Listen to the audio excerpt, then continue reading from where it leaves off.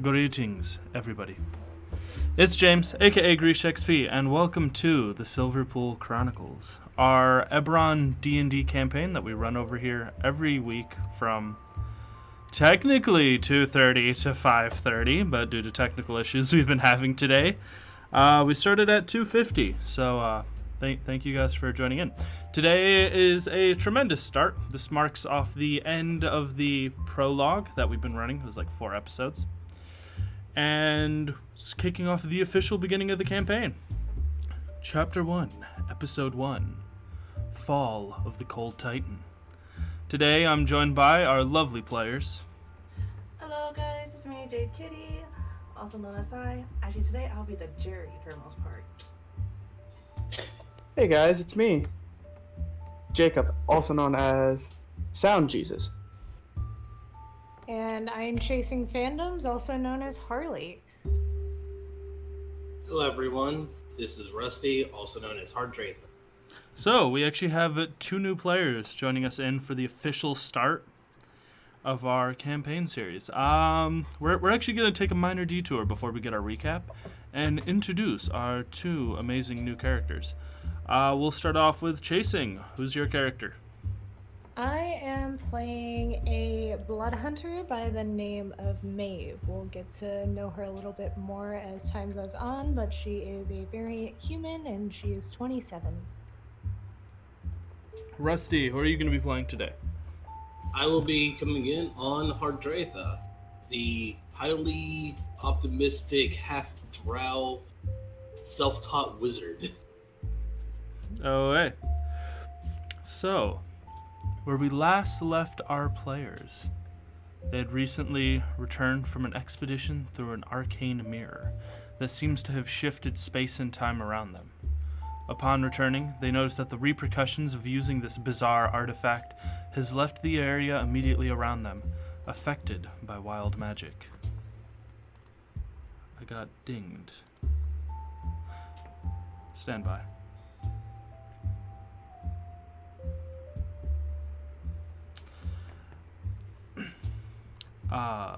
Let's start the recap again over for the official podcast.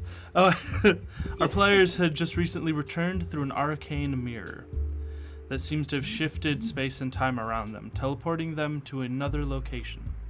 Upon returning, they have seen the repercussions.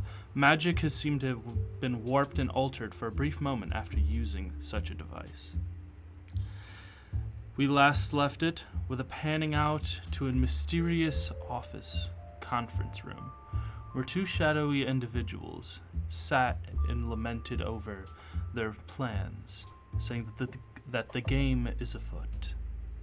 We're starting off not in our normal location of Sharn, the City of Towers, or as others like to call it, the City of Lost Souls. We're starting in the Breland capital of Warrit, specifically the Lightning Center, a massive transportation hub which connects the lightning rails to the new, very experimental airship tradeways. We'll be starting off focusing in on Maeve. The airship that you were taking from Thrain to Wart has just landed. A nondescript small airship, only manned by a 3-person crew, drops you off right on the edge of the Lightning Center. This massive 4-story, probably 200-foot building is made up of brass and steel plating to make a large dome that forms what looks like a broken sword rising out of the ground. In the air, you see a large amount of airships docking, but the one thing that catches your eye, it sort of blocks out the sun. A massive ship, roughly 3,000 feet long by 200 feet wide, you can judge, surrounded by an endless storm. What would you like to do? So I'm assuming I've gotten more information. No one on the ship has talked to me about what's happening. You have not. In fact, the people who picked you up were pretty much just like, yeah, we were given a bunch of gold to fly in, get you, and come here. Besides that, we know nothing. Did they tell me anywhere that I needed to go to meet up with anyone, or do I literally know nothing? You literally know nothing. Other than you're supposed to meet someone here at the Lightning Center. I'm just gonna walk around the Lightning Center and like get my bearings on where everything is. Does it look like anybody from my house is around?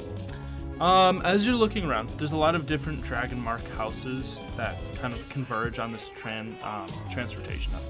But the two main houses who do control it is your Dragon Mark house, of course, who controls the airship trades. House Landra, or I'm pretty sure I'm not saying that right. God darn these D&D 5e names. Lorandar, sorry. House Lorandar, who controls the upper half of the Lightning Center. They control the airship docks. However, the lower half is controlled by the rival group who runs the lightning rails. Okay, well, I will keep to the upper half then, just to stay within our territories and not causing any more trouble. Also, because I don't think whoever I'm supposed to be meeting would want me down in that area. And I'm just gonna kind of wander around, probably take a closer look at the, you described it and I forgot the words that you described. The big thing above, I can't, words are hard. The massive airship Yeah. that like looms up in the sky. Like, have I seen anything like that before, or You've- know like what it's used for? You've probably heard of it. This massive ship is actually the home to your house's base of operation. Okay. Lyandrar made this thing, but to your knowledge, it has not ever been able to fly. It's been a prototype that's been in work for, well before the war ended. Halfway through the war is when this thing started to be designed as this massive capital battleship. Okay. We're actually going to pan out as you make your way up to the upper airship. The upper airship docks. Hardratha, you have been stowawaying on a lightning rail, this arcane train that travels on arcs of elemental air. It connects most of the continent, allowing quick and easy travel. However, unlike most of the average travelers, you have stowaway with a group of unusual miscreants. Their leader is one Bluehorn, a drow tiefling who has seemed to taken somewhat of a liking to you. You sit in the back of this lightning rail and you peek out every now and then from the cargo hold which you're stowawaying in, and you see the lightning center pulling into view. You know it's only going to be a few minutes before before the train comes into the station and people will begin searching for their luggage and whatnot. What would you like to do?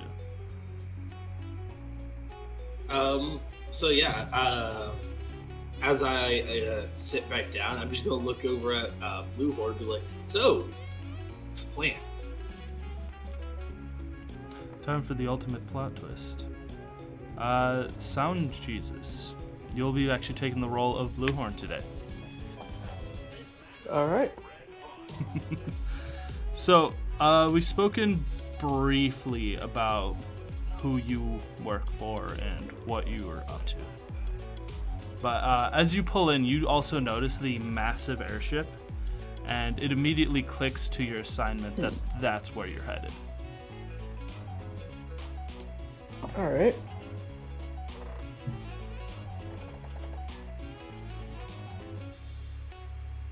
Question, do we have music? Yeah. We do? Okay, I cannot hear anything. I was gonna say you're cutting out a tad on my side. Yeah. Yeah. Stand by. Unfortunately, we have a series of never-ending technical issues. So I would say just run by that again, Can I actually? just to be on the safe side. Mm-hmm. He So, so the lightning rail that you guys are on is pulling into the station, and the big thing that dominates the sky is this massive flying airship, and it's like surrounded by lightning storms and clouds. And you would know that from your assignment, from your rather wealthy benefactors who have hired you, is to get on board that ship to retrieve specific information. Okay. You kind of somewhat taken Hardratha under your wing because you two have been traveling for a while. Alright. There's like other stowaways in the back. There's like some goblins, a troll. We still having technical issues with the mics? A little bit, yeah. Yeah. Could you adjust your mic sensitivity a little bit? Yeah, that could possibly be a thing too. How much?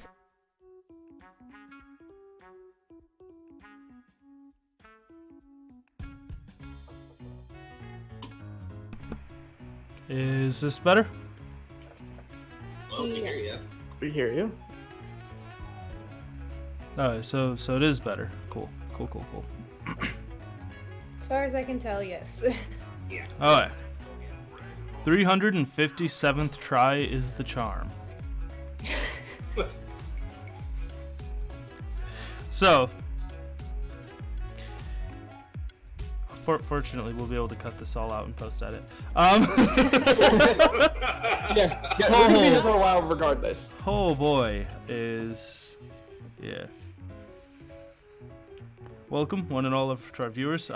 Let's try this again. So, your lightning rail is pulling into the station. You've been assigned to sneak on board this massive airship, the Cold Titan. I do know. I said hello, one and all. Yes, you did. My Jerry is currently yelling at me.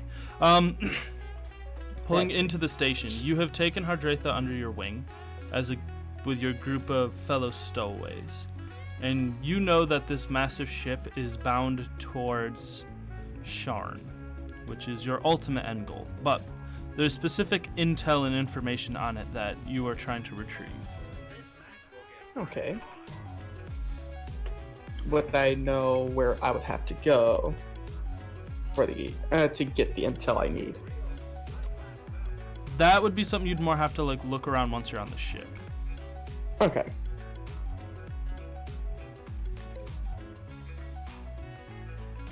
So, you guys are pulling into the station, and you would know, because you've been traveling for a little bit, you would know that if you stay on the train when it pulls into the station, people will begin to like look for their baggage and whatnot. Right. And as stowaways, it would be less than advantageous for you yourself to be caught. You probably have like 2 or 3 minutes before you pull directly into the station. And this, like, the lightning center, this massive hub, there's like lightning rails coming in and out. There are airships buzzing all around. You're in actually you're on the edge of a very large metropolitan city, Wart, which is the capital of Breland.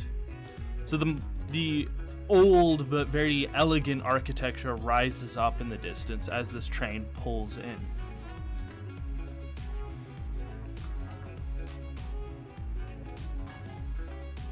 So yeah, so what would you guys like to do? If you need a moment, I can jump back to Maeve. Go ahead. I was just gonna lean over and be like, I suggest we get out of here before we go. Yeah, I would have to agree. So, we're gonna find a way to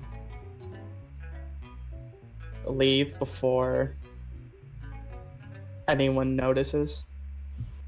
Okay. So you're just gonna jump off the train? If he's willing.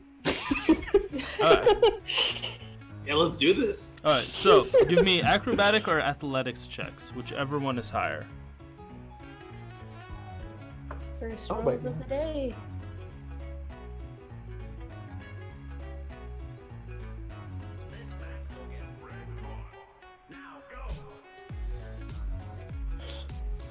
So, Bluehorn, you got a 15. So, like, you leap out. And. Oh boy. Here we go. Oh, great start. Great First start. one of the day.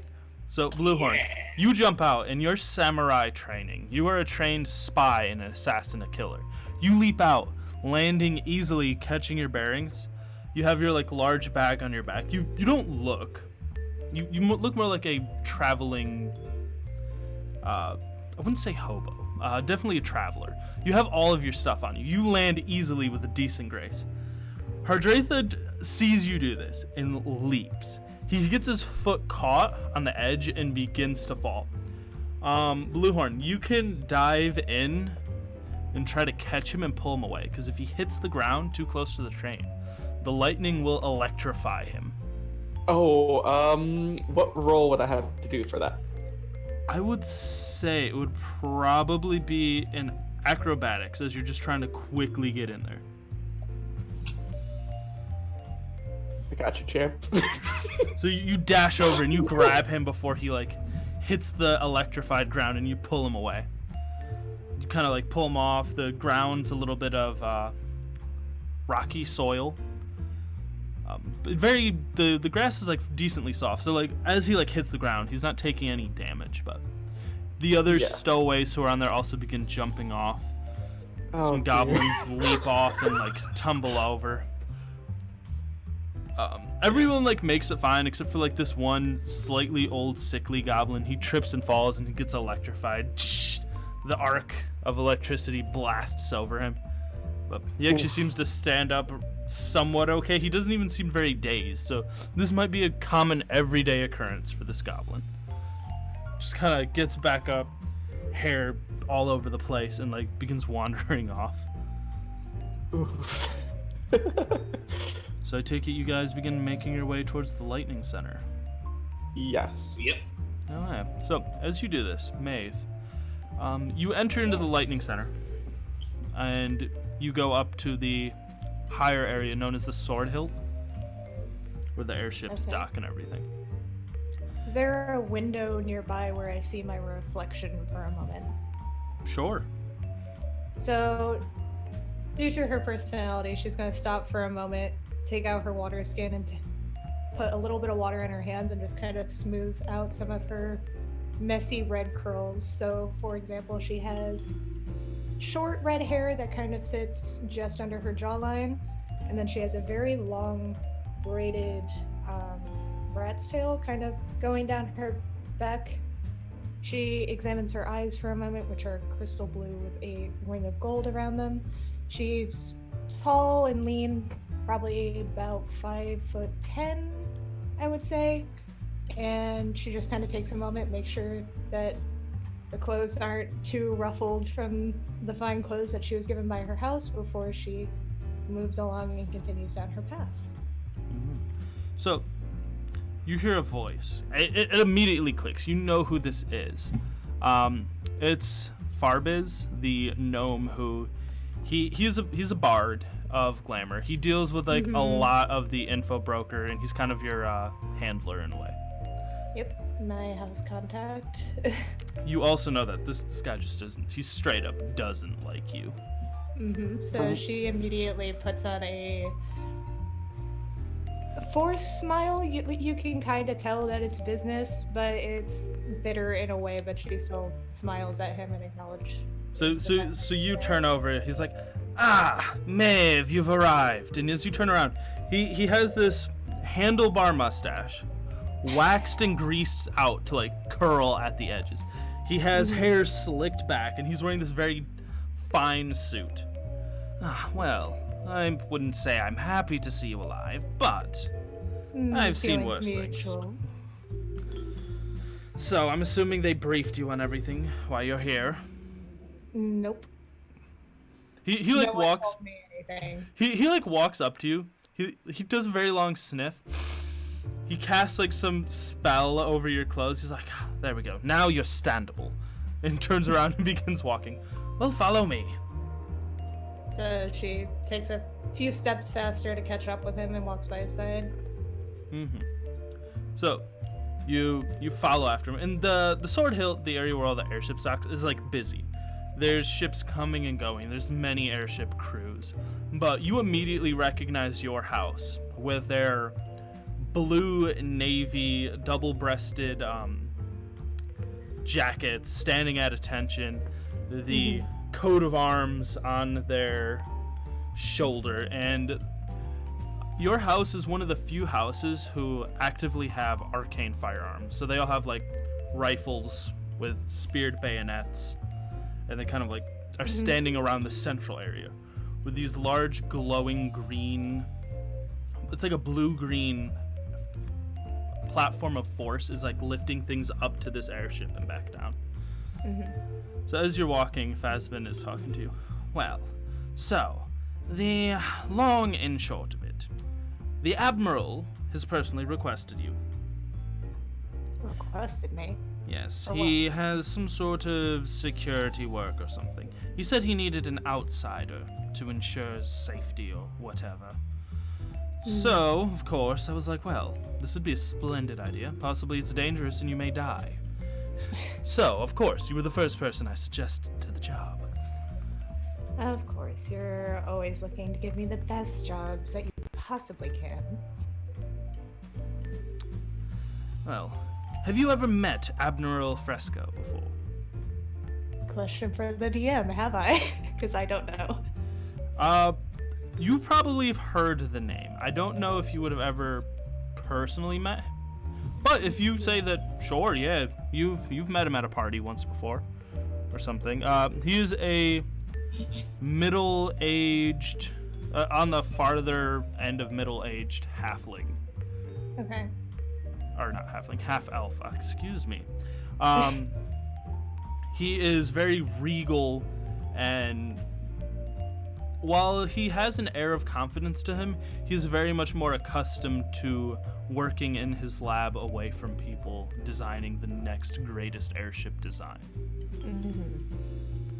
So she would say, we've explained pleasantries here and there, but nothing too much past semantics. Well, he would be much better to explain it than me, but, an interesting proposal. Possibly working on his airship permanently. Who knows? He leads you over to this pad, and there's this big arcane glyph on the floor, roughly like 10 feet in diameter. He beckons you to stand on it, and as it does, this floating blue-green platform of force begins just elevating you up into the air. Okay. Are you afraid of heights? I don't think so. Okay. Thought I should ask, because there's nothing really keeping you up here on this thing. And as you get higher up, the wind does begin to blow.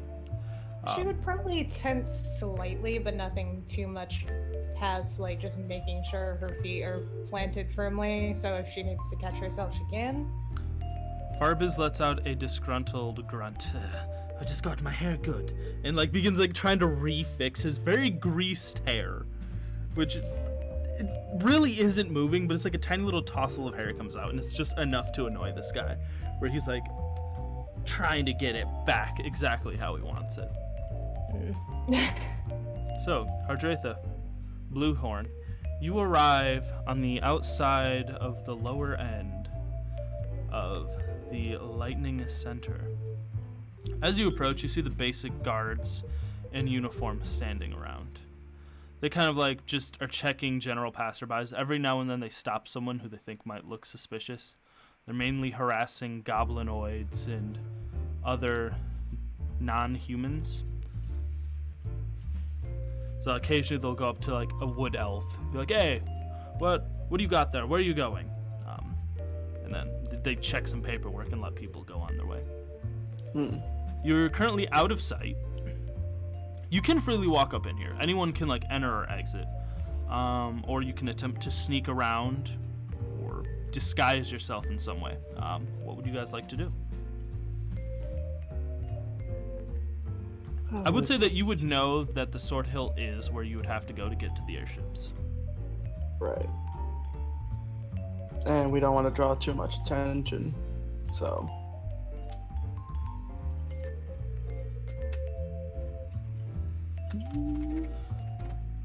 Ardratha, any ideas? Yeah, I say we just try to sneak our way through, and if we get caught, try to bluff our.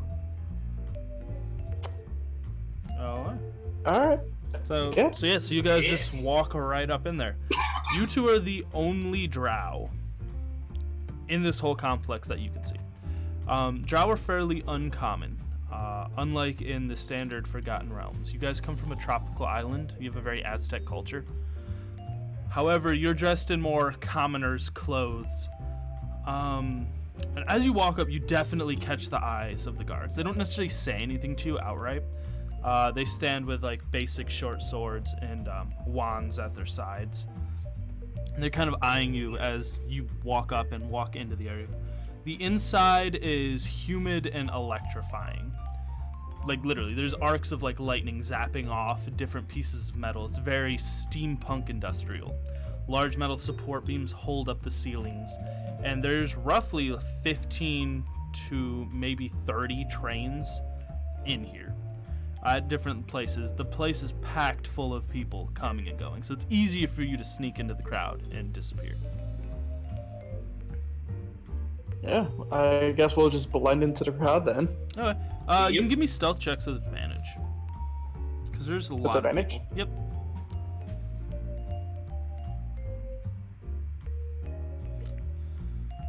So Bluehorn has a 10. Your large backpack kind of bumps into people, and like people are moving out of your way. You stand out just because you're carrying everything you own with you. Maybe you like drop a smoke bomb on the floor and like quickly grab it up and put it away. But overall, like you're doing your best. The average person probably wouldn't notice you, but these guards who have a more keen eye definitely would notice you moving around. There's the advantage. So. Okay. Oh, there we go. Nice.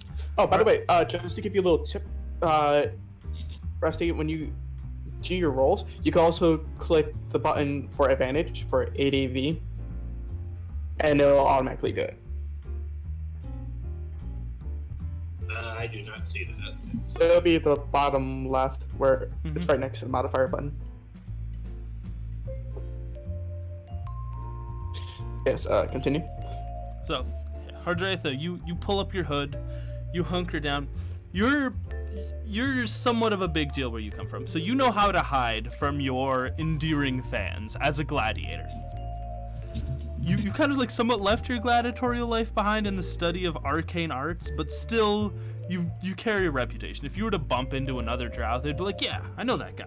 So you're just kind of like, I'm just don't notice me. You bring your hood up, you bundle your clothes up tightly, and you begin moving through the crowd seamlessly, absolutely blending in. If the guards were trying to follow your location, they wouldn't be able to see, but Bluehorn sticks out specifically for their large bag that they carry.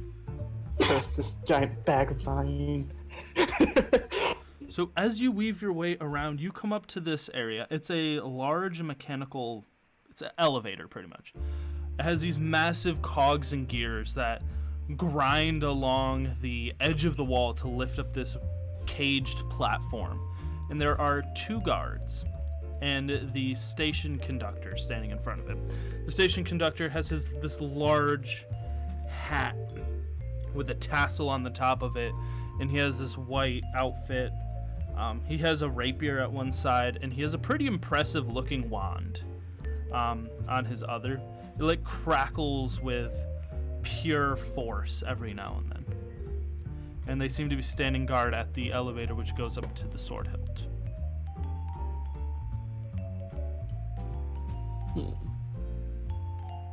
Is there anyone else around, or is it just those two? There's a bunch of people like around, but there's no other guards in your immediate vicinity.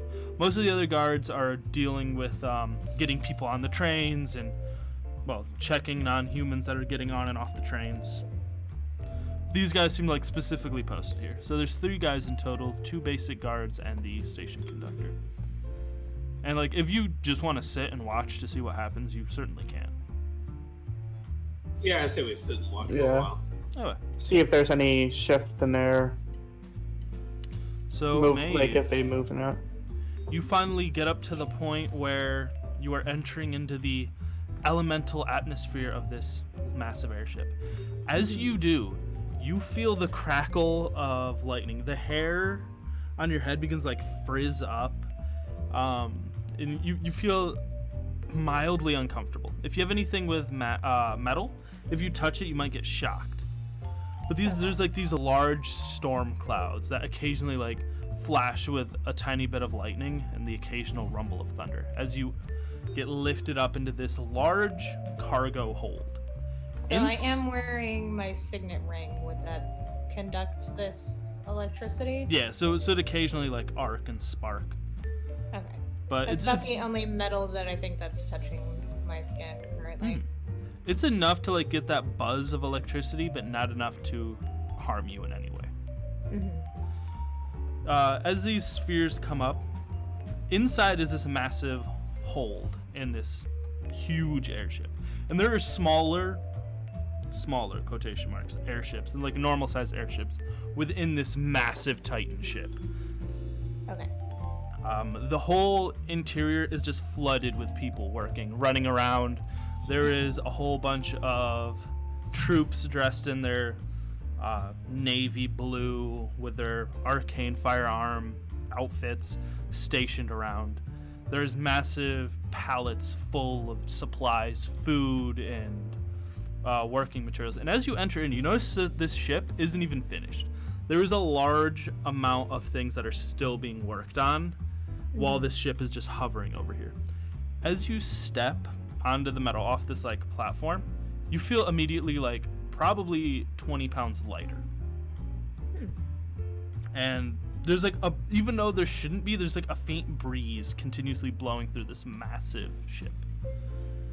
Am I able to tell why I feel lighter? Is that something that I'd be able to... Are you proficient in Arcana? Let me look real quick. I'm pretty sure I am. Yes, I am. Oh, well, I'll let you make an Arcana check.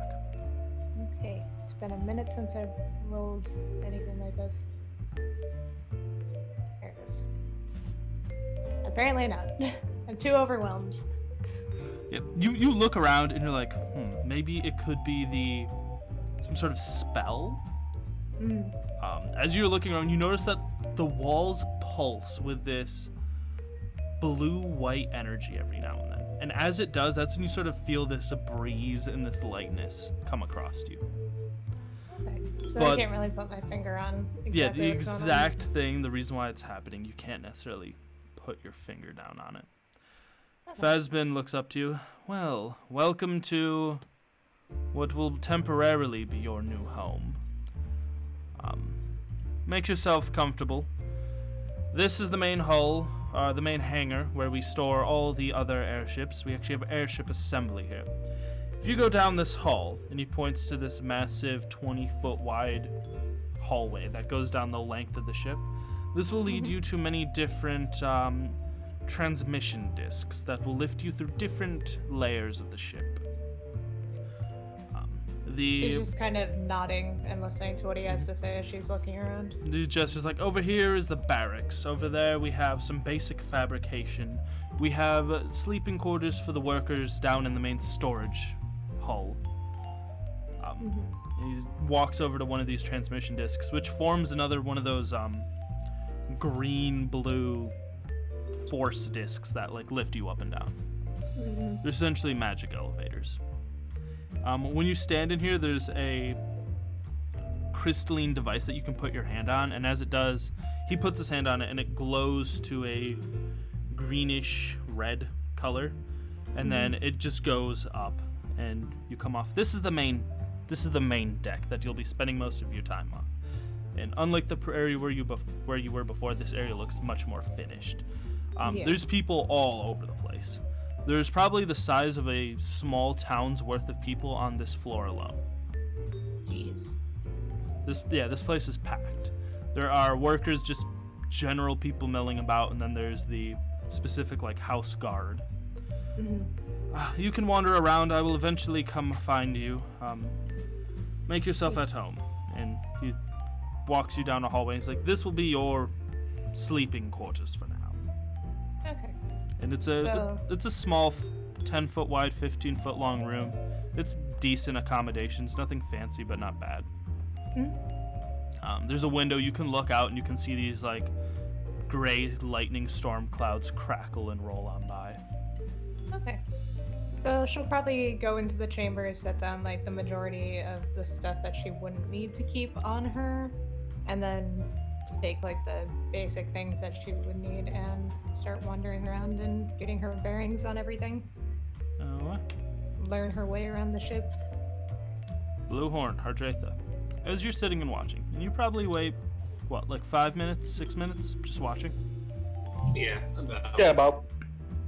You notice every now and then, people are coming up to the guards, and they hand them a slip of paper.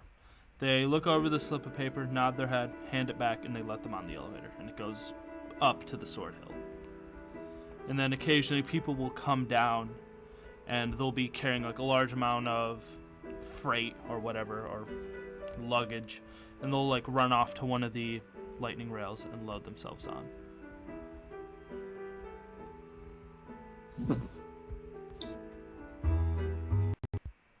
I just like lean over to Blue Horn's like, get those. One of the people who comes down is this very hefty man dressed in like decently wealthy clothes, but he's actually alone. He has a very expensive looking suitcase, and he kind of hobbles off.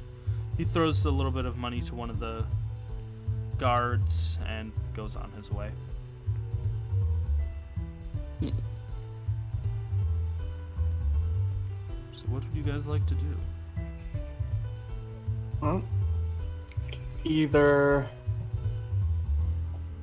Well, we won't be able to stealth by them. Possibly. Nah, you stick out like a sword though. Yeah.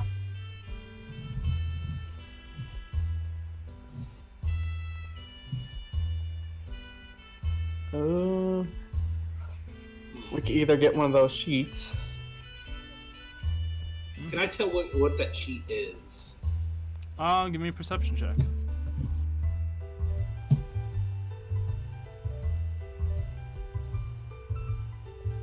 So, by the looks of it, it is a fare ticket, a fares ticket, so they pretty much like paid money to gain access to the Sword Hill and the airships. Okay.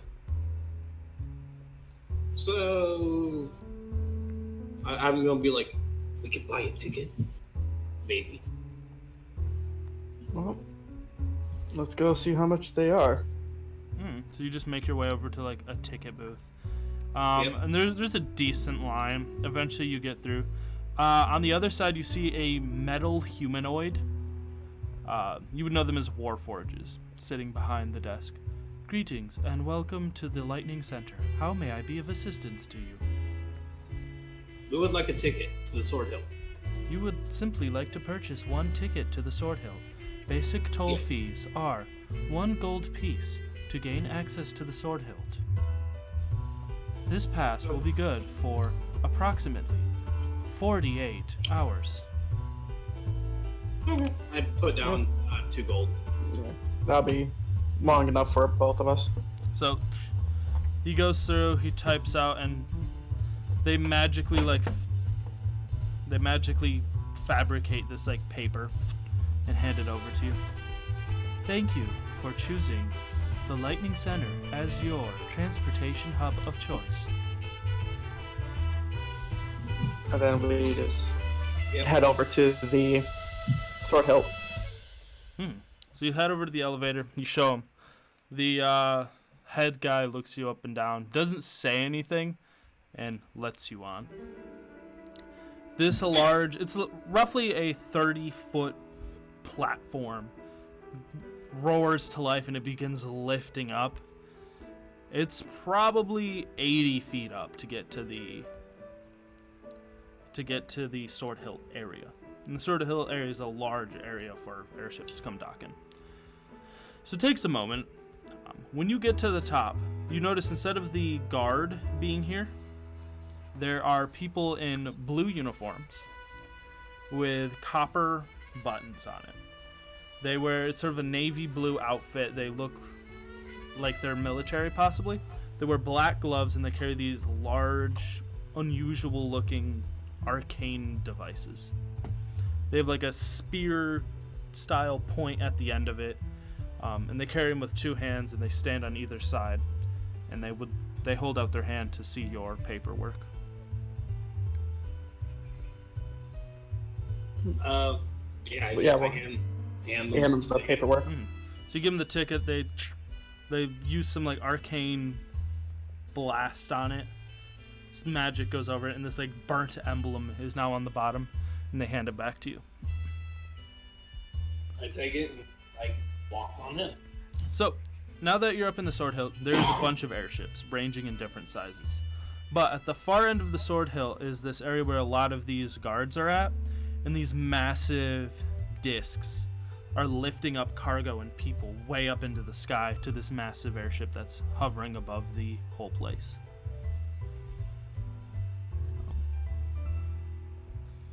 It's decently guarded, and they seem to be like warding off just general passerbys.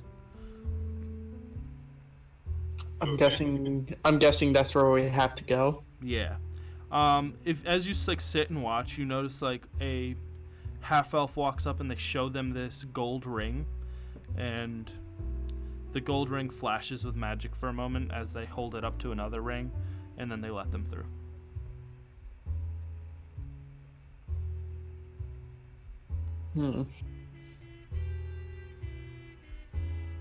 Must be a way of passage like the tickets.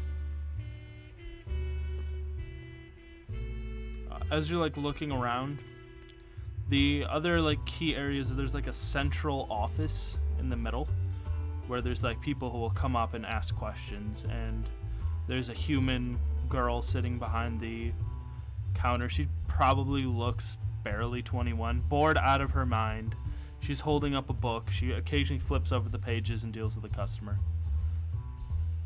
But besides, that's like the only like centralized information area outside of these people with the military outfits.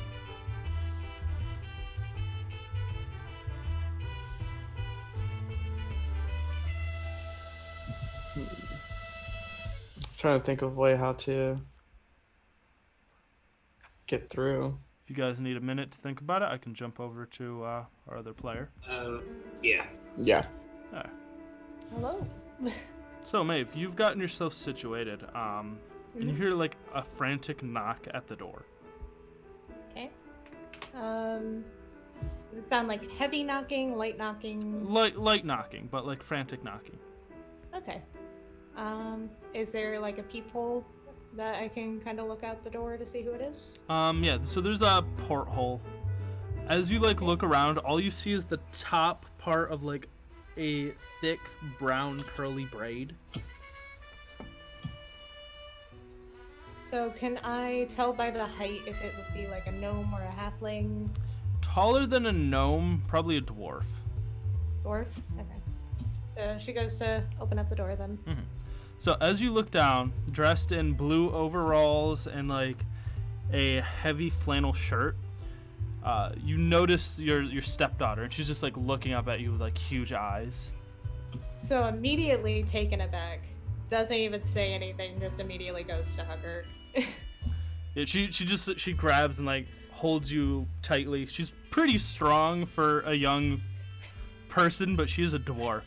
She's like, "Oh, Maeve, I didn't know you were coming here. Oh my goodness. I have to go tell Dad. I saw Farsbin, and I was like, what? Why are you here? And then he told me. But why are you and your father here? Oh, so Dad got called by the important head guy.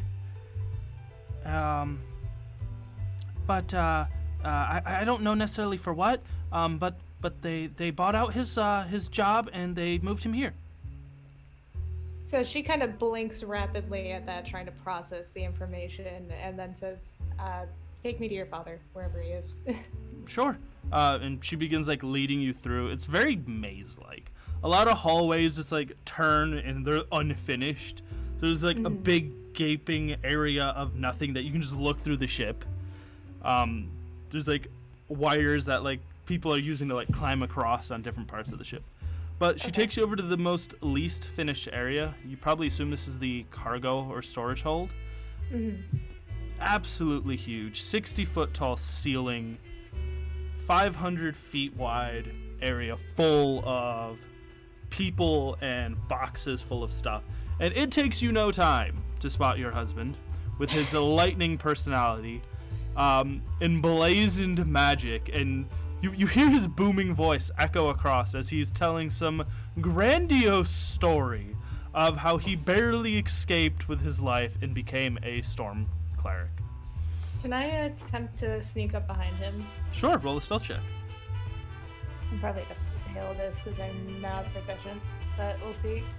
Hey, Oh, 21. nice. Okay. So I'm going to sneak up behind him, and while he's in one of his really big moments of being over the top, she's just gonna tap him on top of the head.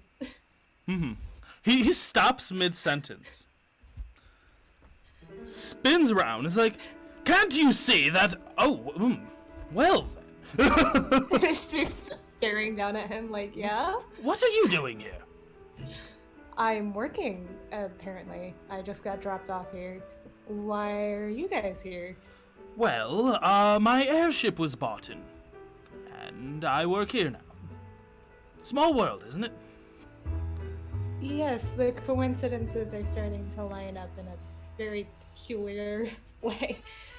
She kind of laughs and looks around to see if, like, the gnome is wandering around because she has to stay aware for whenever she's getting briefed again. Yeah. You look around, you don't see the gnome. You don't see Farzbin. You do see like loads of people moving around. It is fairly loud in here. There are people clanging away on metal, riveting things together. People are like getting around, like hoisting themselves up on like rope, and there's scaffolding everywhere. Your husband stops like, well, I haven't seen you in quite some time. What's been 6 months now? How's work? They ended my last mission a little early, and now I'm here waiting for briefing currently. This is where I'm stationed at now. They have me working specifically on the lightning relay runes. Some unusual magic. She kind of claps her hands together and says, well, if all goes well and I do this job well enough, we might actually be able to spend more time together. I might be able to actually stay here and not have to be moving around all the time. He gives you a massive smile and like claps you on your back. He's like, well, whenever you're done being all the hero, drop on by. We'll have some ale. We'll talk about the good old times. Catch up.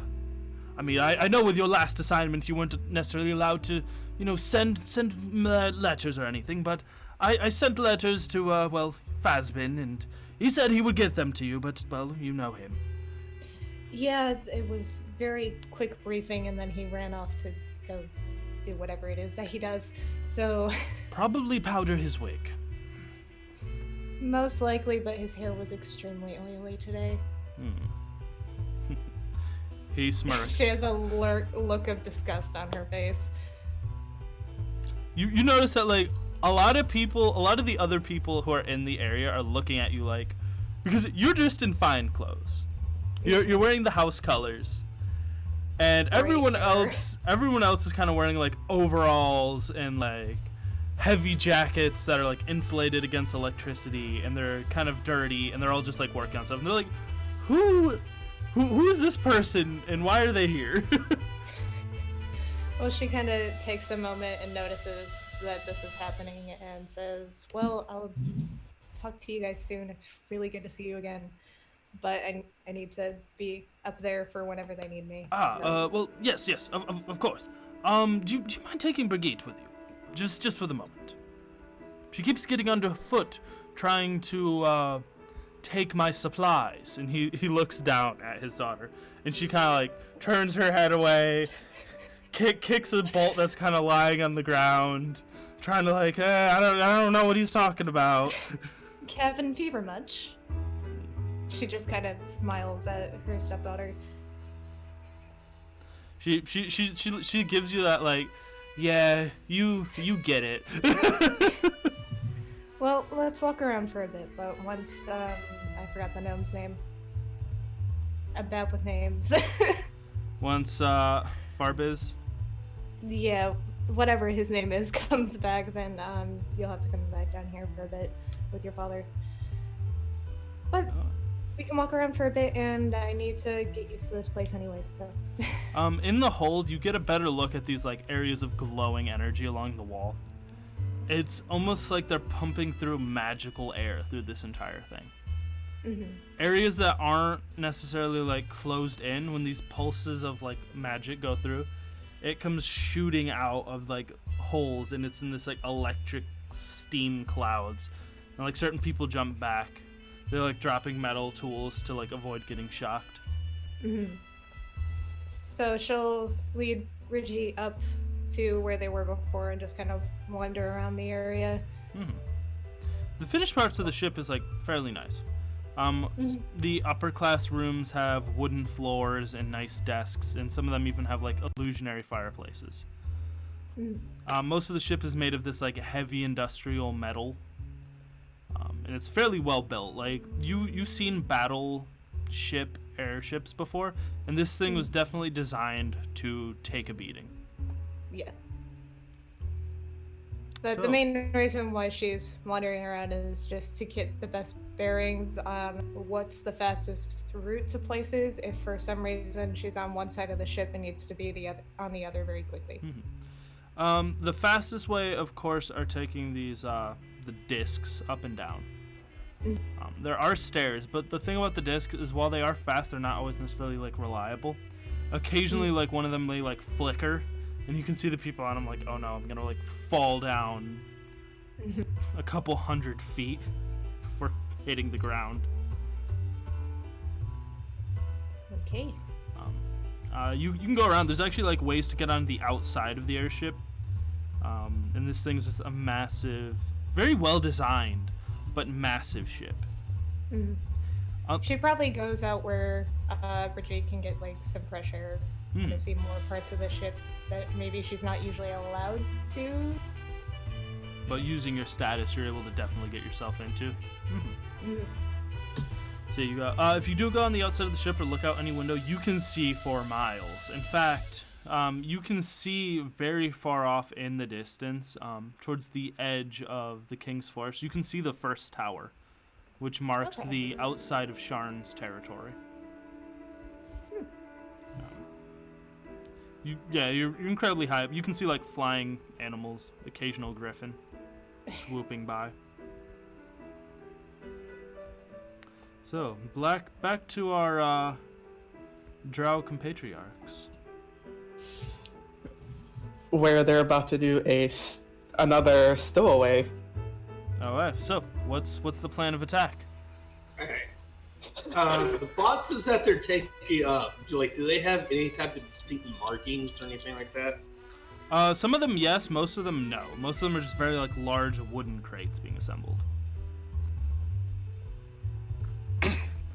And, like, the crates, like, scale from, like, small things that you can carry in your hand to massive boxes. Yeah. Can I see where they're coming from, like a warehouse or anything like that? Yeah. So some of them are being brought off of, like, airships directly, but there is a storage area in the far back of the Sword Hill. I kind of discreetly tap Blue Horde and, like, point over there. We're gonna head over there and... So there's no guard. You walk in and there's, like, immediately, like, this caged 10-foot area where there's a guy sitting at a desk with some keys. He looks up at you. How can I help you? Well, sorry. Hold up. Where's my manners? Welcome to Sword Hilt Storage in the Lightning Center. How can I help you? Where are all these boxes going? Oh, all the boxes. Yes. Are you an inspector or something? I trust you. Everything here is above the board. All those boxes are going to the massive ship called the Cold Titan. That's kind of the people who own this place's big crowning capital ship or something. I don't know. They're increasing production or something with like fear of a possible second war. I trust you. There is no second war brewing. It is completely speculation. But everything we have here is completely above the board. All of these boxes are certified and checked to make sure to not have any contraband. I trust you. Okay then. So how can I help you? Are you here to put something into storage or take something out? We're here to put something. So splendid.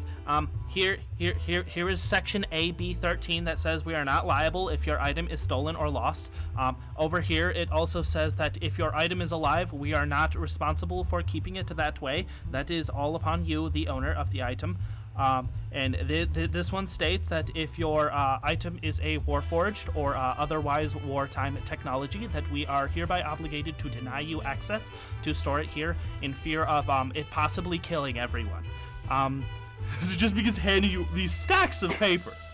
And most of it's just gibberish. Like, it's just nonsensical things like, is your box possibly a mimic? Is your box enchanted with levitation? Was your box owned by a wild magic sorcerer within the last 48 hours? And it's just like a bunch of random stuff. And he's like, here, just sign here, and we'll take care of it. There's no upfront charge to put anything into storage. To take stuff out, you will have to pay based on how long your item is in storage. Of course, if it's less than an hour, then you don't pay anything. He just hands you a pen and quill. It's like, yeah, I did start signing. It's like, it feels like it's about to explode. Like, what am I even listening to right now? Right. You just go through it, and it's like most of the paperwork just doesn't make sense. So you're just like, whatever. You just go through and quickly like sign through everything, and he takes it back, and it's like he doesn't even read it. He doesn't even look that you signed anything. He just like puts it into a folder, puts a seal on it, and like dumps it in a box full of other folders. Oh, Jesus. He stands up, he takes off this like illusionary key, touches it to the door, and then you can see a spell go off and the door swings open. Oh, there you go. You may store it anywhere. You're capable on yourself to remember where you stored it. It's not my job. And he just like ushers you in. Right. Well, yeah, I We'll go in. Like, this whole area is a disaster. There are boxes everywhere. Fun. Some of them are mimics. Like you see some of them occasionally. Oh, some of these boxes open an eye and look around and like close their eye. Well then. For a fun time. So roll an investigation check to figure out if you can find which box to get into to get onto the ship.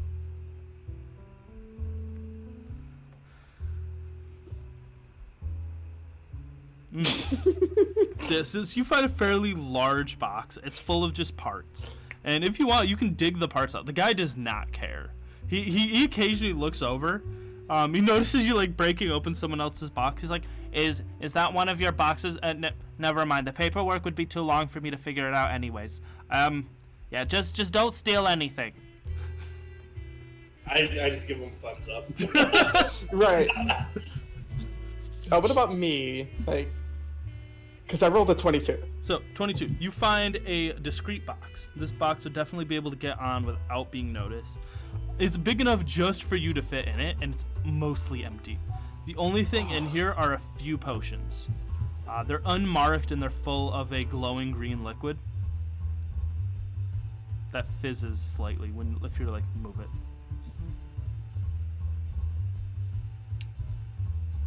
I'm gonna get in the box without and just hold onto the potions Oh, I see. So you get in the box. you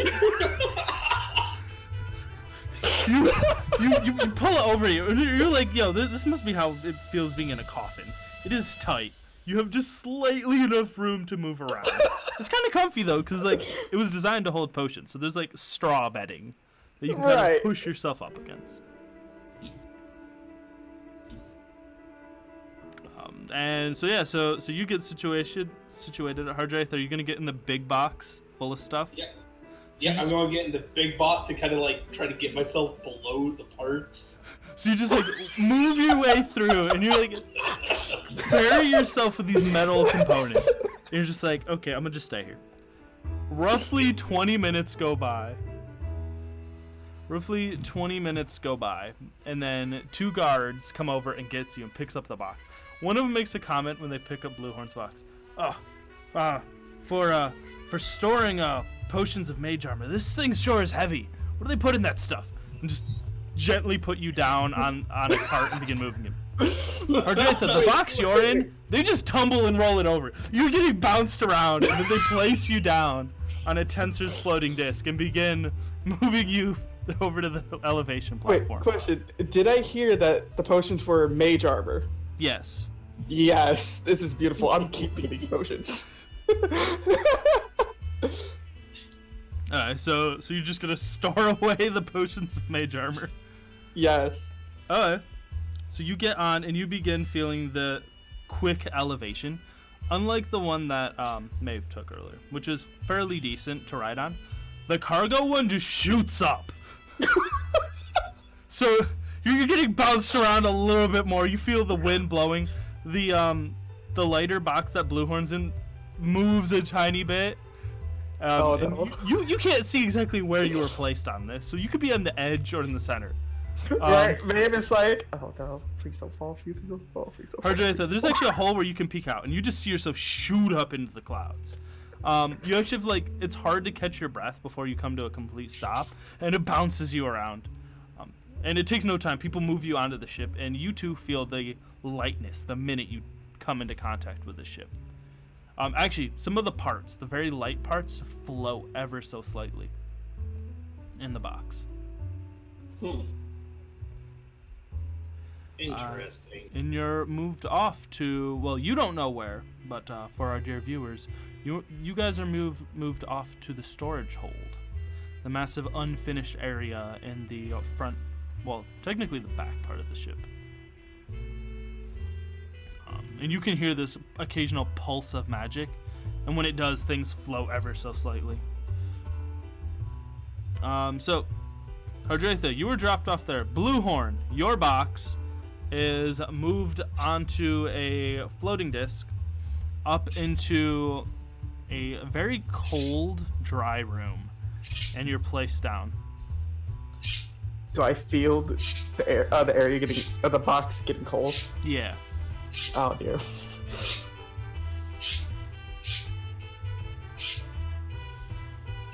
I'm gonna wait a bit until I... Valor? Jesus. Toby's not even here. Toby's not even in this session yet. I'm not even playing Toby. You're wild.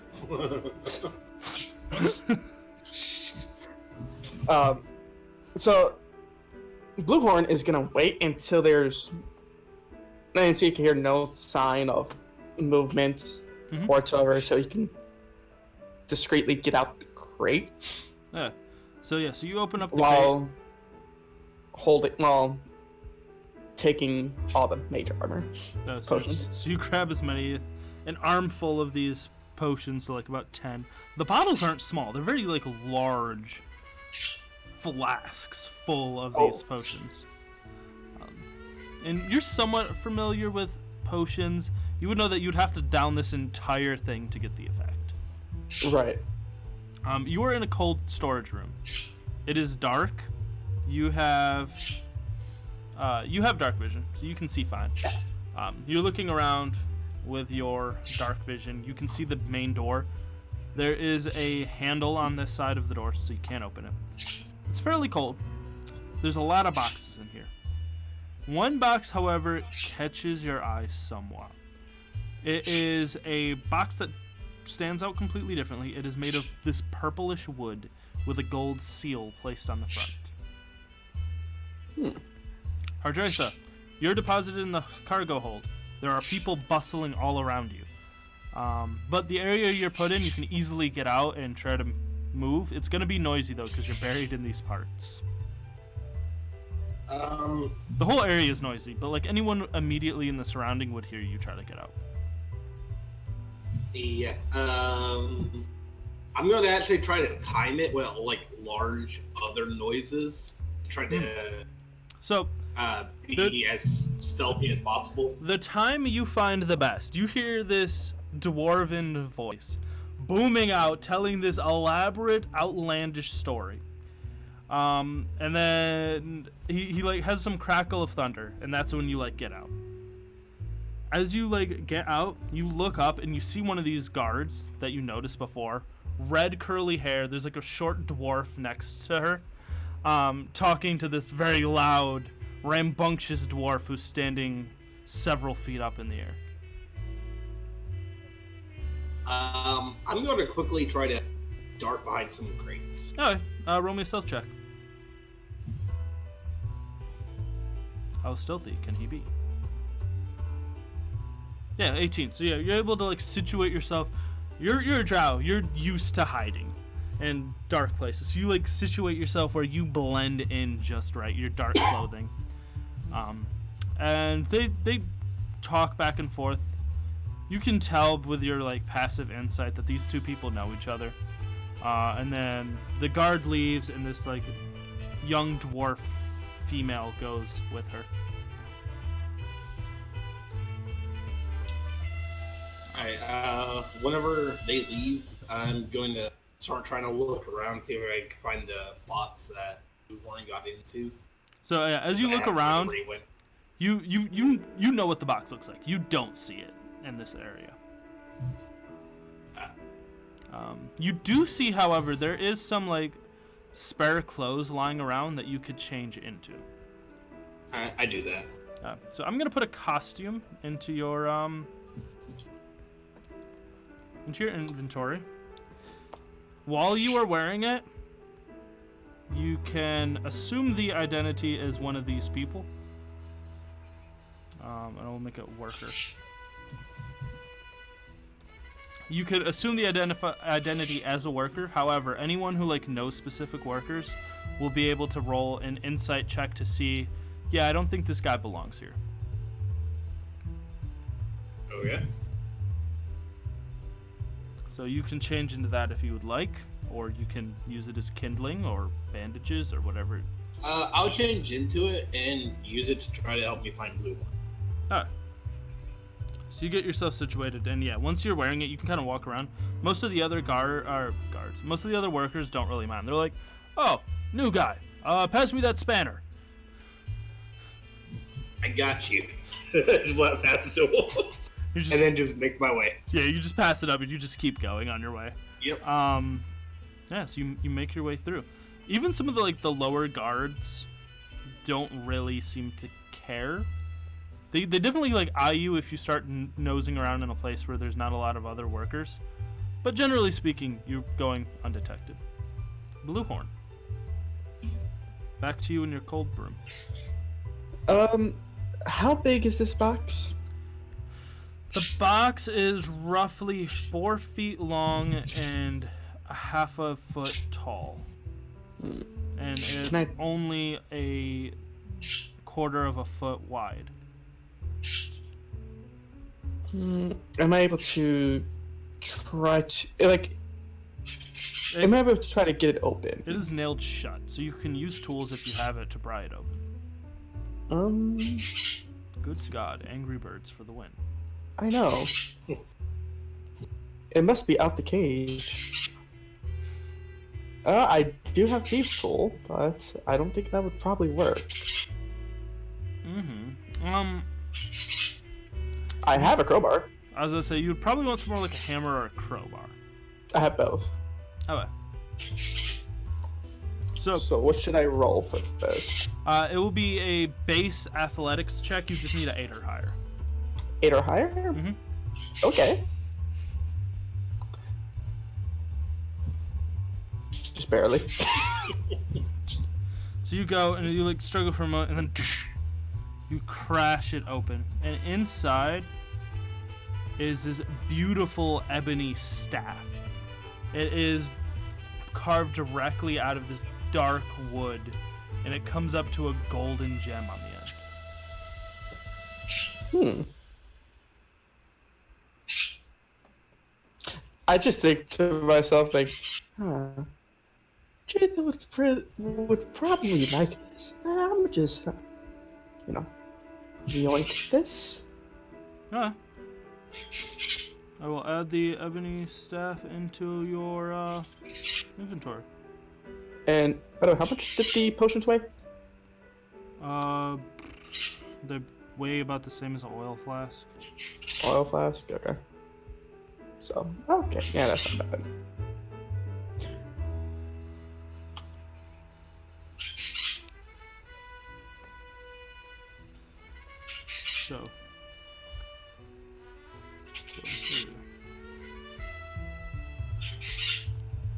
So you have this large staff. It is not something you can store and hide.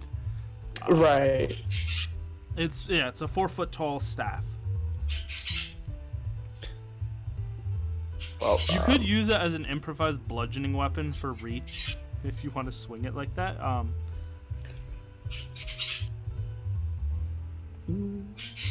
Well, I'm gonna head over to the door. Alright, so you're just gonna pop the door open? Is there a window? No, it's a metal door sealed shut. Do I hear anything on the other side of the door if I put my ear close? Yeah, the internet just died. That's unfortunate. Okay, we're back. Getting ourselves back into the mindset. Bluehorn, you're doing a perception check, correct? Yes. Oh.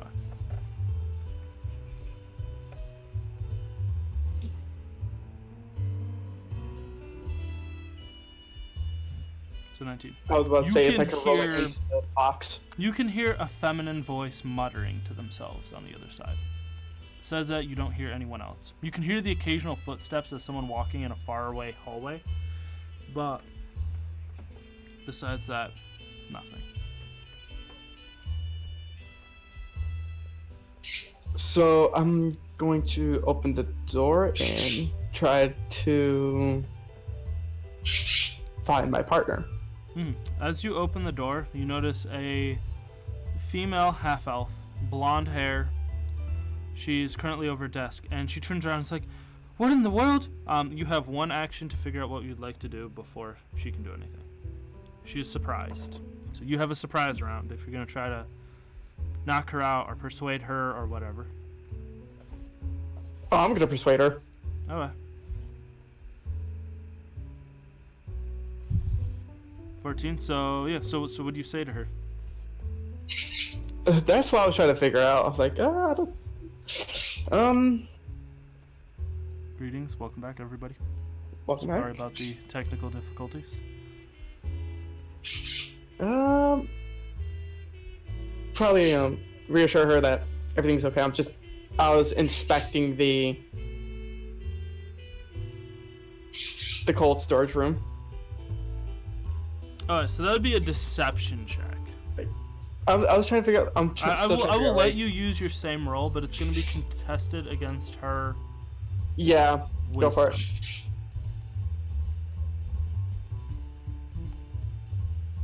She squints her eyes at you, and it's like, I have been posted here all day. There is no way you could have possibly checked out the freezers.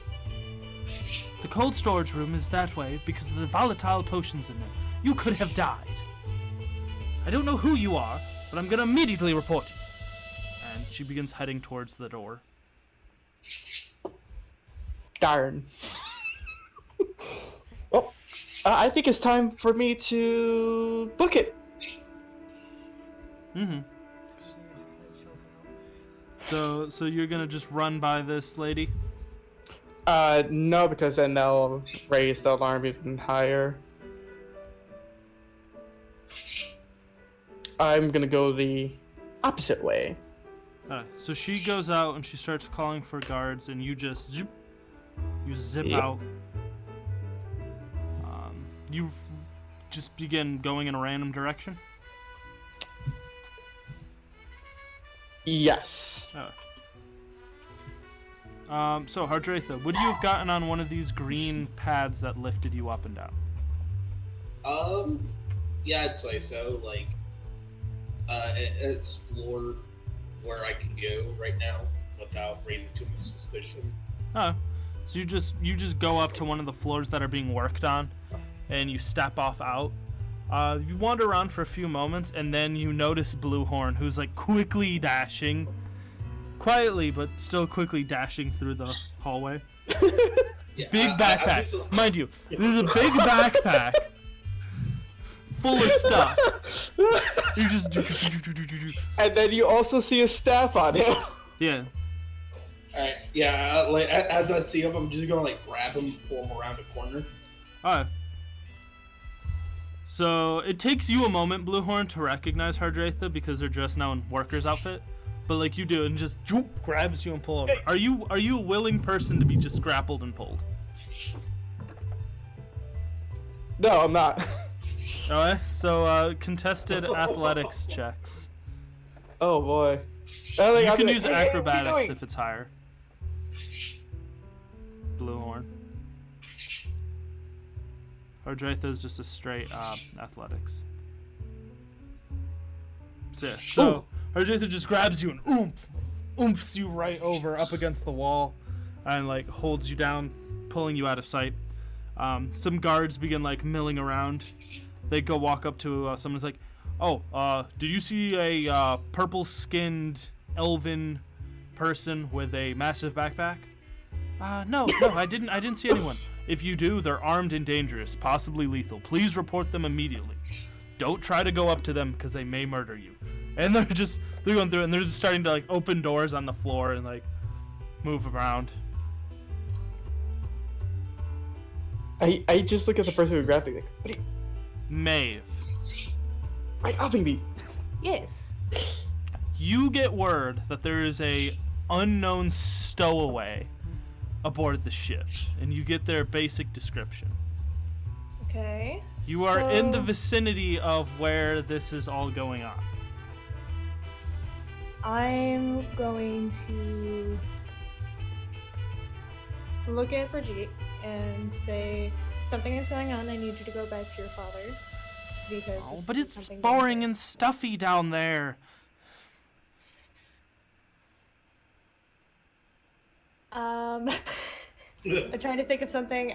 What's something that I would know that she likes? She loves tinkering with things, and she loves sweets, like specifically cream puffs. This girl fiends for cream puffs. If you do this for me, I'll buy you cream puffs later. Her eyes like shine, and like she without a hesitation, she just nods her head and like moves. So about 25 feet away from you, Hardratha, a door leading to the outside of the ship opens up, and the female dwarf you saw earlier comes out and like begins going down the hallway in the opposite direction. She doesn't notice you. Yeah, like when I see the door open, I just like remain perfectly still for a moment. So you're holding Bluehorn like pretty much around the jacket, up against a wall, remaining perfectly still. This is beautiful. I just like look at him and just go. Is that you? What's up, Maeve? Hang on. I was wondering, I'm trying to see if I can read this in my class. For my mutagens or my potions, how long do they last usually? Until you're in, I believe it says until your next short rest. I can look it up right now. Like if I were to drink it, how long would it last? Enhance your physical abilities. So it varies based on the formula. Okay. Because I have one, where are my notes? 1 second. That is called Mobile, which makes me immune to grapple and restrained conditions. So I was going to So down that will- that in case of somebody trying to grab me. All right. So anything like that that doesn't have a specific timer, it just lasts till your next short or long rest, or until you say, "I'm gonna drink this other potion that removes potions." Okay. So I'm going to take off a little vial that's on my belt and down that quickly. You see the like gold in her eyes start to glow a little bit as it activates through her system. Yeah. So you drink it. Kind of somewhat witchery. It sort of like pales you over, but like your speed increases. And you see the same red-headed person that you saw back in the hold come out. Give me what's your passive perception, Maeve? Let me look real quick. I don't know where to find that. You'd be on your main page with all like your basic stats, hit points. Is 15. You're 15. Hardratha, what is your Dex plus 8? Your Dex modifier plus 8. That would be a 10. A 10. So your passive stealth is 10 versus her passive perception. She walks out and just immediately clocks eyes with you holding this dude up against a wall. So I'm assuming I immediately see that this person is not not supposed to be here. So you see a I'm drow assuming. dressed in worker uniform holding another drow, a hooded drow, up against the wall. Mind you, they're not saying anything. They're silently staring at you. So I'm going to immediately set off an alarm and whistle to the nearest guards that are nearby as I draw my rapier. So you pull out your rapier. Hardratha, what would you like to do? We will. I'm just gonna be like, I caught him. Roll a deception check. Actually, yeah. Oh, Luckily for me, I'll give you advantage because you look. I'll give you advantage because you're holding this guy up against the wall. So I'm assuming it's insight for me. Yeah. Okay, so just. So yeah. So you believe this guy? Okay. Either way, I still have tried to make it known to other guards to Yeah. come to where I'm at. So some of the guards begins like running down to your location. One of them's like, Special Operative Maeve, what's going on here? Who is this man? Worker, It why are you seems- holding this man up? Step back and away. She back keeps up. trying to speak, and this guy's just too serious, and she's just going to go, "It seems we have a stowaway." His eyes narrow. Bluehorn, at any point, do you lower your hood?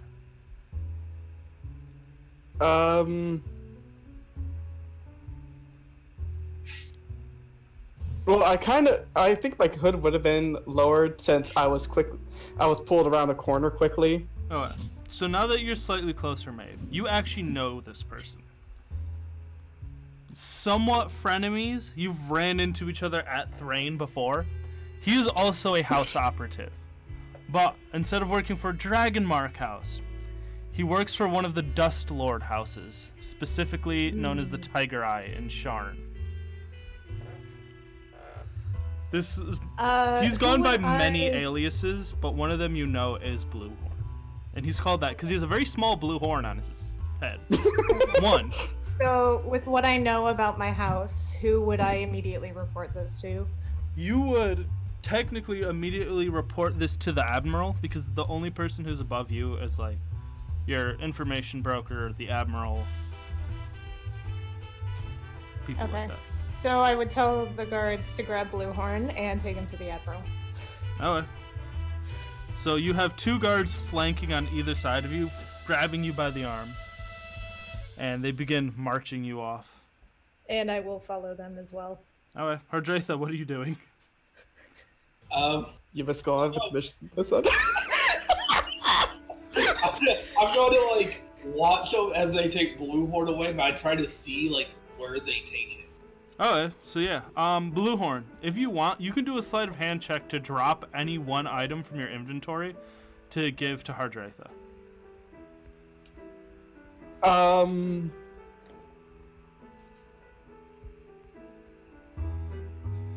I would probably say smoke grenade. You're just gonna drop a smoke grenade. Yes. Is it an armed smoke grenade? I mean, if it was armed, Like, are it you would just go setting off a smoke grenade? like, okay, tell me, like, okay, so I'm being flanked, and Maeve is behind me, Yeah. from what I can hear, footsteps wise. So there's a Are the guard on your guards- right, a guard on your left, and there's Maeve behind you. And behind Maeve is Hardratha. So, are the guards, are the guards holding onto my arms? I'm assuming he would be grappled or cuffed Would I or be something. Grappled? You're being held on, like, on your upper arms on either side. But you are a samurai spy. You know, you would know how to quickly, discreetly drop something if you wanted to. You're a softcore rogue. There we go. I would probably drop a smoke grenade for Hardratha just in case if he needs it. Alright. So roll a... It will be a sleight of hand check, and you have to beat a 15. Oh. I have a high passive perception. Hello. Yes! So yeah, Ah, dang. Whoa! you just chuck a smoke grenade. You're like, oops. You bump your bag slightly, and this grenade just falls out. Right, I'm like, I'm sorry, my bag is too heavy. One of the guards is like, give me that, and he just takes your big bag, and like he struggles because he didn't anticipate it being as heavy as it was. I'm like, just let me, just keep it on my back, and you're able to keep me held down since this is holding me down. Oh wow. I'm at a huge disadvantage here, you two. I just look at them. I suggest not talking. Why? It's just gonna cause more trouble for you in the long run. She just kind of motions for the guards to move faster. Bluehorn, give me a history check.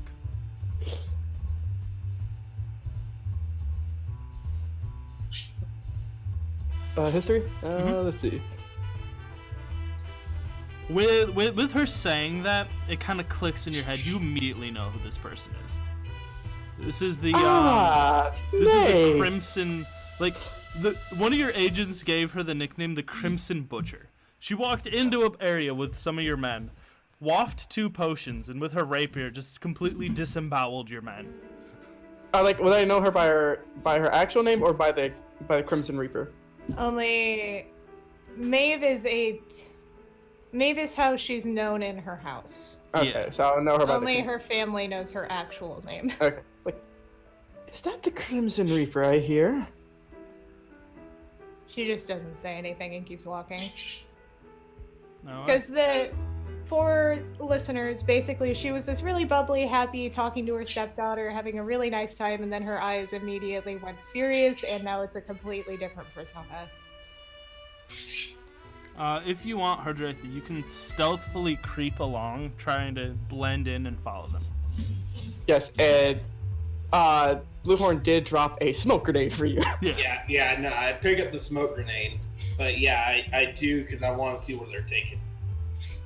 So they go over to this large central, one of those green discs. This one has it's a heavy door that slides open, and they step into it. There's another one down, probably. Let me see. I actually have the actual legitimate map here. Let me check real quick. It is.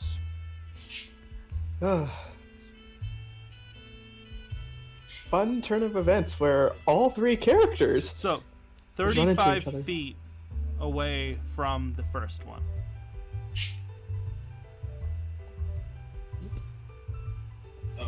And you can get into this. There's no one guarding it. Yeah, I get into it.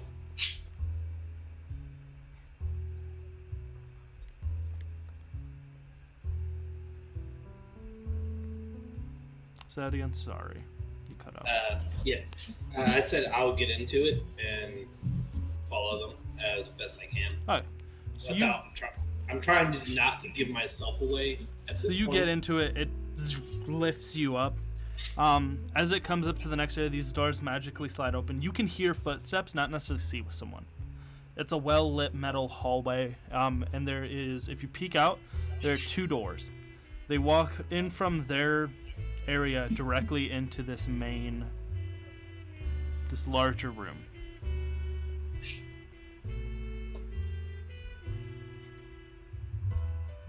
Okay.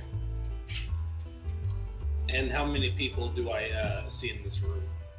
As you look into the room is empty for other than a middle-aged, slightly, barely a little waft of gray in his hair half-elf.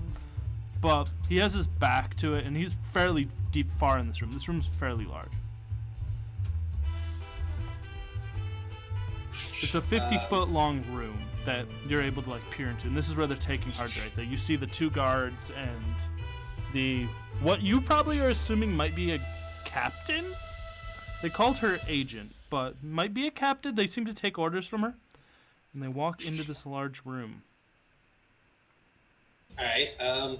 I just watch. Mm-hmm. Can I close the door behind me? Yeah. So not that I know he's there, but it's just would be in. There are 2 doors going into this large room. They're 25 feet apart per door. And once you're inside the area, it has these 2 large wooden pillars, a chandelier. It seems like maybe a ballroom. There's a massive glass window in front. And it's getting fairly dark outside. Maybe a storm or something is rolling in. There is heavy clouds, a flash of lightning. Very atmospheric. There's couches covered with these sheets. In the far corner, there's actually a table set up with some coffee or tea on it, where the Admiral might have been sitting. And you immediately recognize the Admiral for who he is. His whole arm onto his chest has this light glowing under it, and this is the immense power of his dragon mark. Mm-hmm. His ability is able to change the weather simply by changing his mood. Oh. He has the ability, and you would have heard rumors of him sinking fleets of ships by a wave of his hand by causing a tsunami to crush over them. Or there was times where his personal guard failed him, and in a fit of rage, lightning was called down all around him, burning the ground that he stands on. He is normally a very calm person, but when his temper gets the best of him, his dragon mark just flares up. And as you're walking out, the sky darkens as these heavy clouds roll in. The thunder and lightning from, it might be either the storm or the ship itself, crackles out. And you're pretty high up. You're in an upper elevated bridge where the Admiral is staying at. You're looking over the rest of the ship through this massive window. And this is where we're going to be taking our break. The Admiral turns around. His emerald eyes clock you, and you can see a slight crackle of lightning in one of his eyes. We're going to take a quick 5-minute break, sort out any technical issues that we have, and we shall return in a moment. Okay. All right. Welcome back, ladies and gentlemen, boys and squirrels. You're watching Tactical Rerolls, Silver Pool Chronicle. I'm sorry, I've lost my mind at the break. Where we last left our heroes. Well, heroes is arguable. Yeah. Where we last left our players. Oh my goodness, excuse me. Hardratha. Ooh, I don't plan on it. Ay. Take 2. Where we last left our players, Hardratha was just captured by Maeve, the house agent, tasked with working for Admiral Fresco. They... Yeah, reroll. It's not Hardratha. Bluehorn. Bluehorn got captured by Maeve. Bluehorn got captured by Maeve. Thank you. Somebody got captured by Maeve. Yep. Somebody. Bluehorn got captured by Maeve, and was brought in before the Admiral. Hardratha, with a smoke grenade in hand now, has snuck along through the use of one of the transportation pads, which brings you throughout the ship. He sneaked in? Yes? No? Yeah. So you sneak into this room and you make your way over. They close the door. You can open it back up if you would like. I'm going to try to crack the door. So you slightly crack it open. This door slides fairly easily. And as you do, you look in and you see the following scene. Standing directly behind a large table, Maeve stands behind Bluehorn, who's flanked on either side by 2 guards. Admiral Fresco sits at the far end of the room, standing up against to the large circular glass window. He looks over everyone, eyeing you guys all up and down. So this is our intruder. Am I correct? Maeve nods. How unfortunate that this has come to pass this way. Who are you, and why are you on my ship?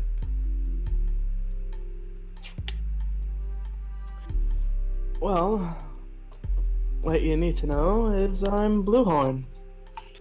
And for why I'm on this ship?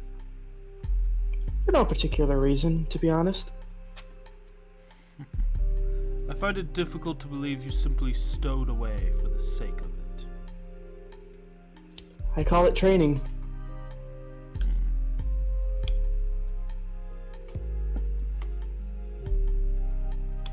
He looks at you. He doesn't necessarily believe you.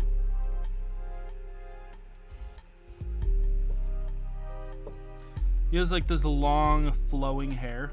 He almost looks feminine in nature, with a single streak of silver. His clothes is very regal. He does not dress like everyone else, and he actually has a staff. And on the end of the staff is a blue crystal that has what looks like a frozen bolt of lightning in it. Stowaways will normally be executed on sight, but I will hear out your case. Maybe I will simply hand you over to the city guard for a rest.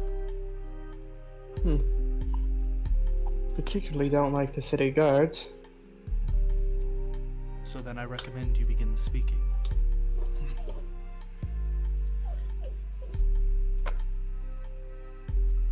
Well, if you want to know why I stowed away here, it's because I need to be somewhere. Need to get to a certain location. Need to pass along some information. He squints his eyes at you. Agent Maeve, what do you know about this man? Who is he? And why is he on my ship? So, you had said that I had known him due to the other house. I'm so bad with names and remembering stuff, to be honest. The Tiger Eye is the name. The house that they're a part of is the Dust Lords. And do I know Bluehorn's role in that? You know that he works for them and he's like fairly well connected. What I know of Mr. Bluehorn here is the fact that he works for the Tiger Eye. As soon as I saw him, I assumed that it would be best to report it to you. Admiral Fresco's eyes narrow. We have a member of the Mafia on my ship. How am I supposed to know this is not an attempt on my life? What is it, Blue Horn? If it was an attempt in your life, I would have been doing a better job. But I have no contract. He squints. And if I were to do that out of place, would be the end of my life as well. He steps forwards. There's a couch turned back of you, covered with a cloth that faces out towards these large windows. And he kind of like kneels on the couch to get directly eye to eye with you. He stares at you directly in your eye. He's like, I don't think you understand the weight of your situation here. And he's going to cast a spell on you, which you succeed. As he like looks you in your eye, this flash of like lightning swirls, and you feel it like try to muddle your mind, but you're able to resist.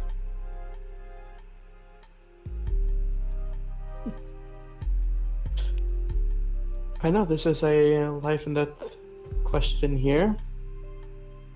Whatever I say could possibly get me killed. But I can assure you, if I were to come to harm, I would not be here. I would be possibly dead at your front gate. He nods his head. Hardretha, what are you doing? You're currently perched outside the door, listening to all this go on. You have a clear view from your cracked open door. No one has truly noticed at the moment. Uh-oh. Please don't tell me you have mic issues. No, sorry, my latency was real bad for a moment. Oh, I do apologize. So.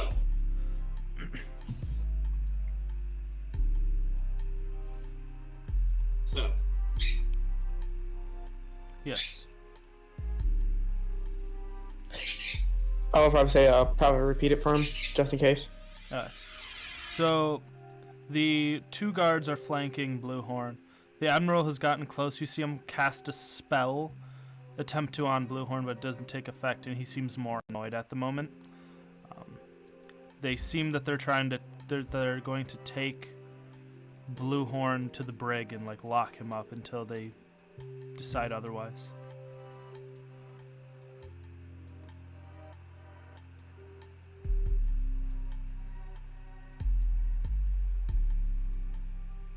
Okay, I am going to try to, if they're coming towards me, a place to hide, so that they can go by. So you're just gonna try to like find a place to hide? Because you can. If they're I was gonna say, yeah, if they're on their way towards me, like coming towards me, then I will want to try to find a place to hide. Not yet. They haven't started moving. Actually, you know what? I will share a map with everyone, so everyone can see exactly what I see. Did the map go through? It's loading for me currently. Stand by. Yep. I see it. We have Maeve, two guards, Bluehorn, and the Admiral, who's currently kneeling on a couch.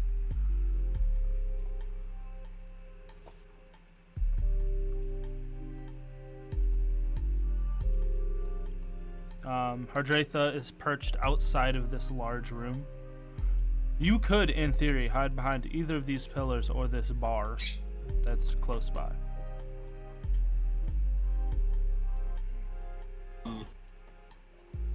Yeah, I'm going to try to sneak in and. Yeah, roll me stealth checks.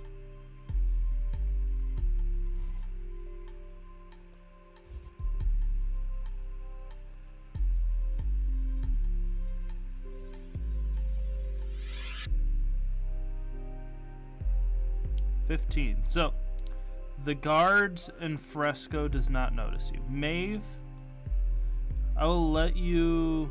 You hear something move behind you.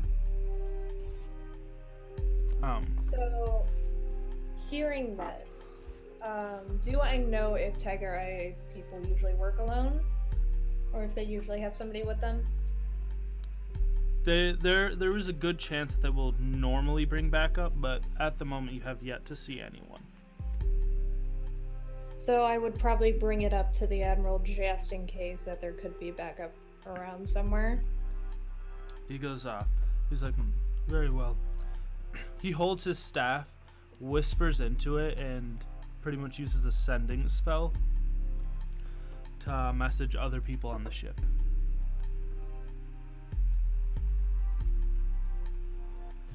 The lightning cracks, right? And for a moment, you see this flash. In the shadow that kind of like gets cast over him, all you can see is like his one eye crackling with lightning. And you can see the Admiral's like slowly losing his patience. A bolt of lightning careens and hits the ship. And the whole ship itself sparks with energy for a brief moment.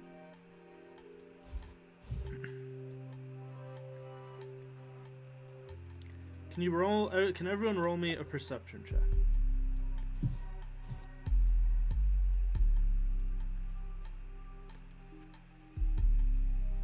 I have no add-on to this normally.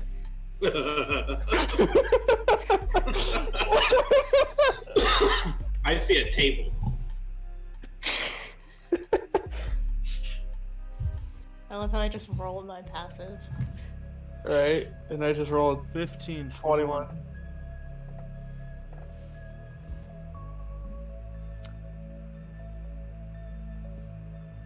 So, what do I see?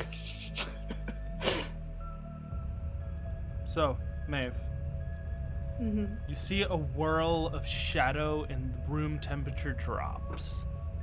Standing at the far end, a masked figure wearing a red cloak stands. As another bolt of lightning strikes from the Admiral's incessant impatience, the shadow cast from this person resembles a massive dragon on the wall, despite his ever-small stature.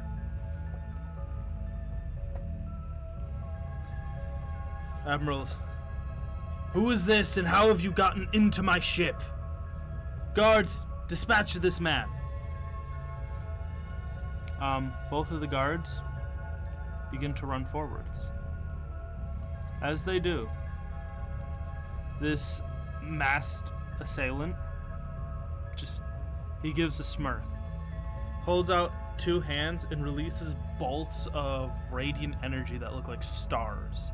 They smash into the guards and the guards vanish. Her grip tightens on her rapier. Do I recognize this person in any way? You have never seen this person before. What about me? You can give me a religion check, sorry. Religion?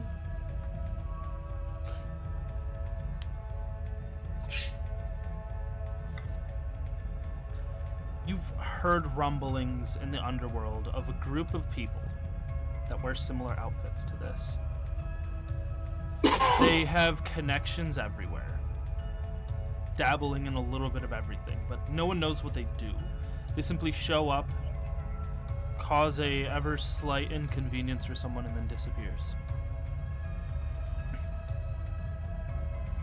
The masked figure at the end smiles, and he looks at the Admiral. Sir, you already know what I'm here for. Please hand me the Maiden's Pearl, and I will leave you intact. The Admiral's like, how do you... We'll do no such thing. He holds out his staff and shoots off a bolt of lightning. As it impacts this creature,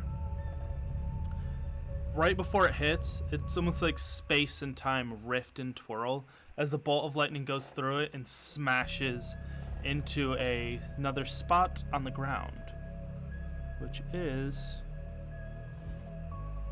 right here. This orange square hits and it burns. Despite the spell hitting true, it just warps and smashes into the ground. Roll initiative. And you said, what was the pearl name again? What was the name of the pearl again? The Maiden's Pearl. Maiden's Pearl? Okay.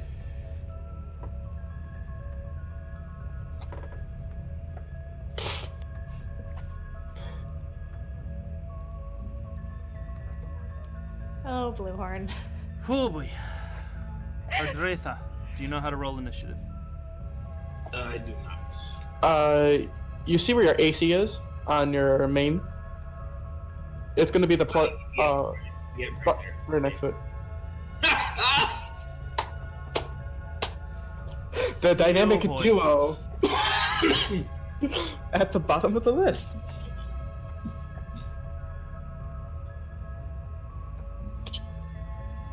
Well then.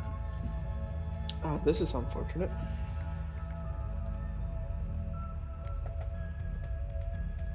Who you? Good times.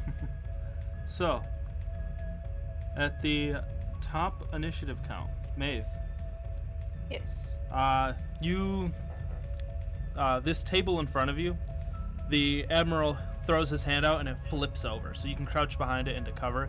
The chairs scatter about. What would you like to do?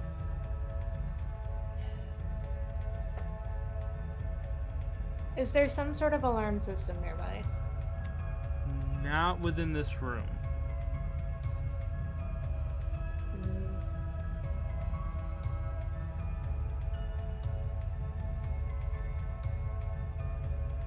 Sorry, I'm thinking. So she's probably going to duck down Mm-hmm.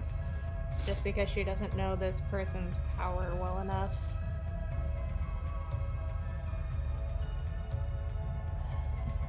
I'm assuming my main thing would be protecting the Admiral. I'm Yeah. assuming.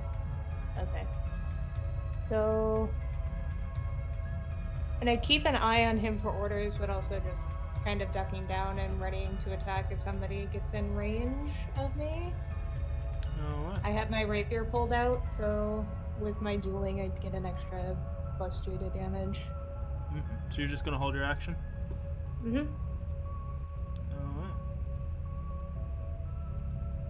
So, this, the unidentified creature standing at the end of the room opens a rift and pulls out of it raw, chaotic magic and simply holds it aloft. I will not have to kill you. Simply think of logic. Is your life truly worth some foolish trinket? And that will end his turn. So the Admiral is just, he's pissed at this point. And you can see the power of the storm welling behind him. His hair begins to blow slightly, his cloak bellows with energy.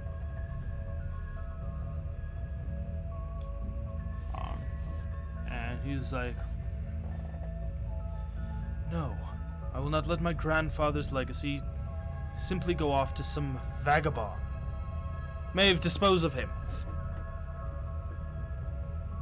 He's going to cast haste on you. What does haste do? Automatically applies, but the effects of haste, until the spell ends, you gain a +2 year AC. You have advantage on dexterity saving throws and gain additional actions each turn. Okay. So you can take one additional action. When the spell ends, however, you get hit by an increased effective lethargy, and you pretty much drop to your knees and have to catch your breath for one turn. Okay. So there's two creatures here, right? So there's two. No, that's the other PC who I don't know is there. It's hard to write that, yeah, hiding behind yeah. the bar. I thought Table. that was another enemy. Right. So I'm gonna use my bonus action to. I haven't actually done much with Bloodhunter, so forgive me if I don't know what I'm doing currently. but I'm going to mark this unidentified creature with Blood Curse of the Marked. So as a bonus action, you can mark a creature within 30 feet of you, assuming that is 30 feet. Yep, 5, 10, Until the 15, end of your 20. turn, you roll an additional Hemocraft die whenever you deal right damage to the target. So my next attack roll would has advantage. Alright, and that is a Crimson Rite or a Blood Maledict? It's a maledict. Alright, so you are going know to what I have to roll roll. your hit die, not your hit die, your Hemocraft die and take that much damage. Trying to find things. I'm sorry. It's all good. Trying to find what my die is. I think it's a D4, right? Yes, should be. Okay. So take 1 damage from that then. Yep. And then what is my movement speed? It's 30. And these are squares of 5, right? Yep, they're squares of 5. And I was ducked down behind here, so I'm assuming that takes half of my movement speed to get back up? Or... This is, so your speed is doubled as part of haste. Yeah. So you're good. Okay, so I'm going to roll with advantage to hit with my rapier, which I'm trying to find the thing because I don't know if I get any more adds. Well, you have your Hemocraft, which allows you to roll your... You have your Blood Curse, which lets you deal an extra damage.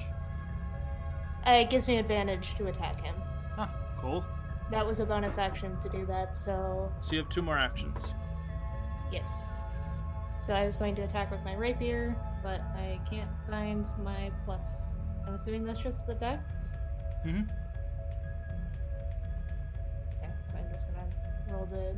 Wow! I'm glad for advantage. Oh well. So if you What? go to your, Oh my if you go to your God. actions, Okay. so if you I'm go to sorry. your actions, your rapier is actually right there that you can roll to attack and hit, and you can drag it right onto the character that you're targeting. Oh, I'm a big dumb. I'm sorry. How do advantage with that? So Did I you just hit the little get it? advantage button on the bottom. Yep. There we go. Ooh.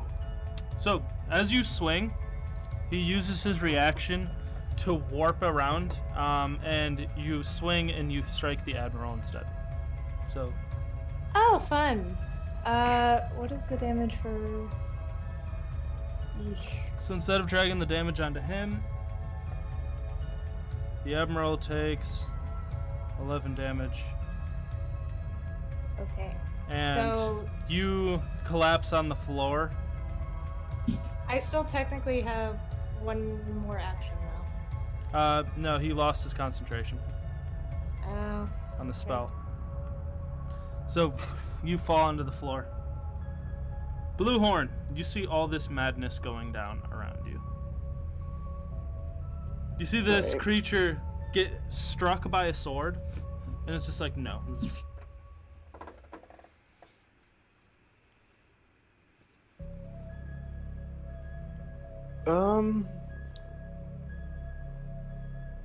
Oh, this is actually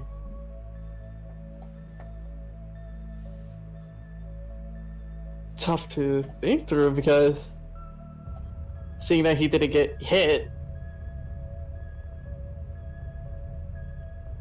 is kind of concerning for him.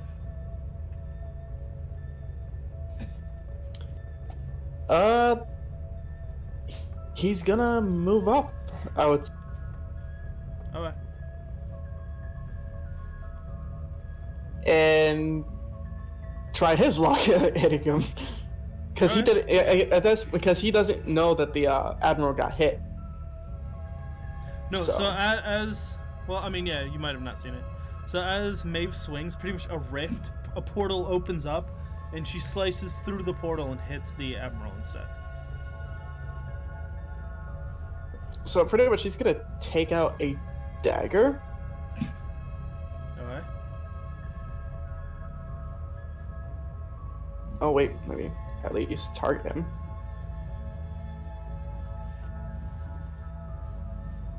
Oof.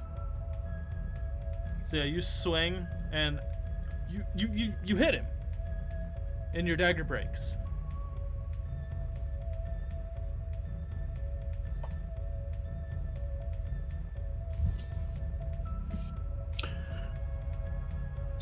Oh. So you ting, like it cracks and breaks your blade, and you feel this cold energy take hold of the blade. The blade itself, the handle gets incredibly cold where you drop it. There's like frost forming on it from impacting this creature.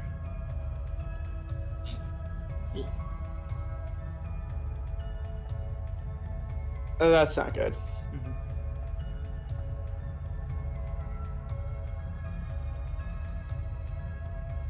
Anything else you can do? Or is that it? I said that's gonna be the end of my turn. Hardretha, you are currently in stealth, so you have sneak. You have surprise. Alright, so as of right now, seeing Bluehorn attack this unidentified figure, I'm going to assume that this guy here is more of a threat right now. And so while I'm behind here right now, I'm actually going to try to, with all my might, kick the chair that's in front of me right there into this guy. Oh, so you're just gonna kick the chair into him? Yeah. Alright, cool. The table or the chair? Because there's two. The chair, because I'm kind of like half under the table. Yeah. Okay. So you can kick it into him. Make me a strength. How am I gonna do this? Alright. Strength. Make me a straight strength roll. Really? Alright. So you go and you kick it in, and this creature must be superhumanly strong. As soon as you kick it, he just puts his hand on it, and it stops in its tracks, no matter how hard you kick it. And then the chair disappears.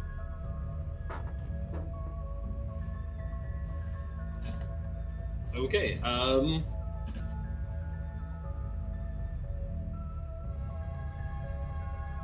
I am actually, at this point here, going to do Detect Magic. Ooh, okay. Ooh.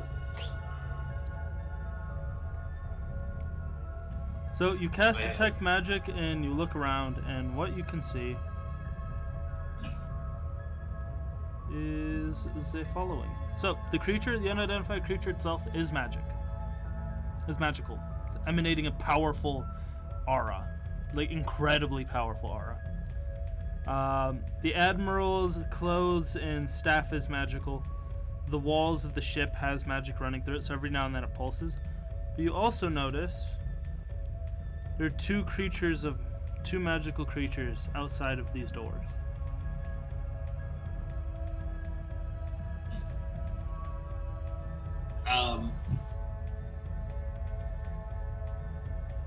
Okay, I'm gonna call out and be like, there's creatures outside the door.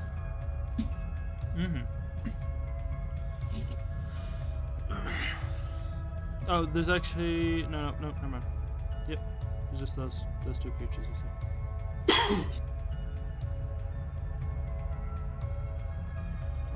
You have movement, so you can move. You're not in any. I think at this point here, I would stand up. Alright. So you just have for movement, you stand up, and you're just gonna book it? I'm gonna see what happens. So I'm gonna stick around while Bluehorn is here. I'm gonna stay. So, Maeve. Oh, it's my turn now? I was gonna say, could I use my reaction to tell the Admiral to call for more guards and backup? Alright. So yeah, the Admiral is actually like already gonna do that, but he orders you, it's like, Maeve, fall back to my office and secure the Maiden's Pearl. Where is his office? It is... You see the room with the carpet in the bookcase with the skulls on it?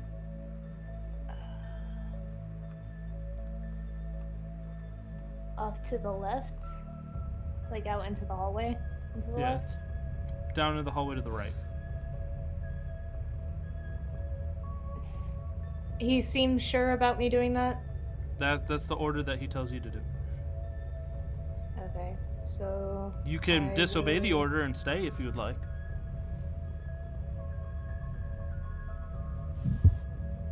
He's from my house, I'm assuming, yes. He's technically your boss. But then again, you are an So- agent. You can kind of do what you want. You could say, fuck you.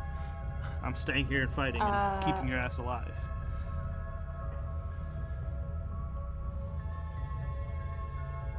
She'll kind of give him a hesitant glance and be like an "are you sure" kind of look as she steps back and kind of disengages. Okay. He's gonna gesture to this door over here. I'll place a token to it, so that way you know the exact door I'm talking about. This door right over here. He's like, take the service tunnel. I'll hold this creature off. I know how powerful he is, I'm assuming, so... He's a decently powerful spellcaster.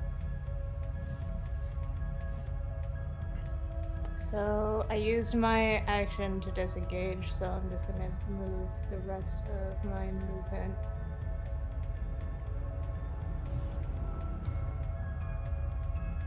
To get over there. Yeah. So you just move around. Yep. The unidentified creature just smirks and is going to release the blast of magic at you.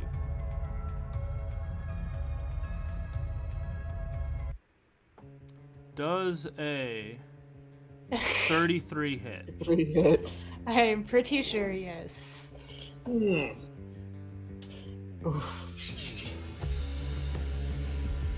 My AC is only 14, so... Oof.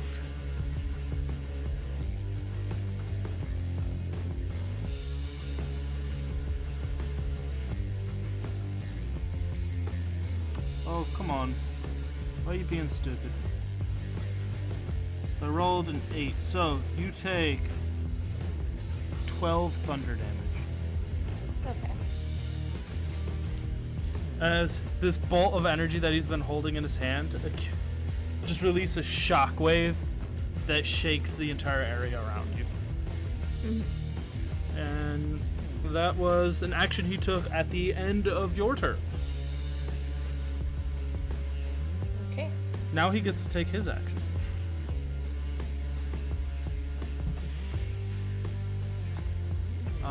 He is going to...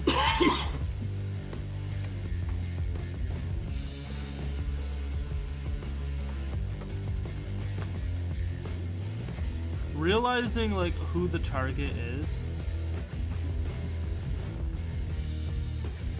he is going to target the Admiral.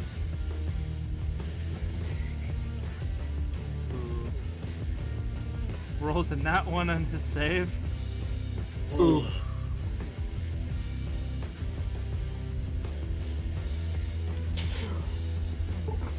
Just holds out his hand, and a portal opens, and the force of an entire star comes out and burns through the entire room, scorching everything directly in front of him, blowing out the window.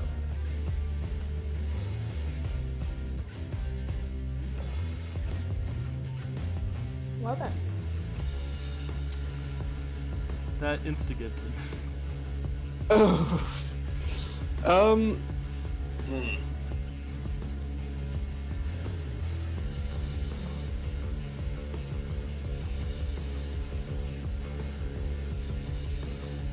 Ooh. Huh? Let's see. What else can he do?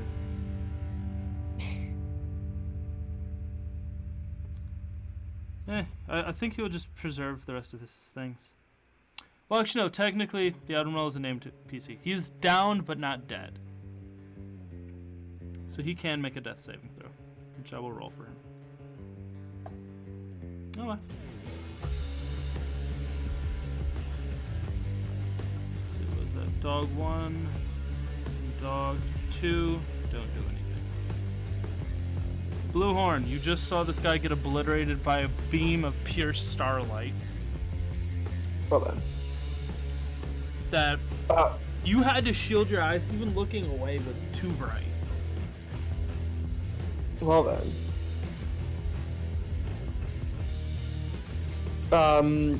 Is Hardratha able to see me? Yeah, he's standing up. He's gonna hold out a smoke grenade, giving him the signal to drop one so that they can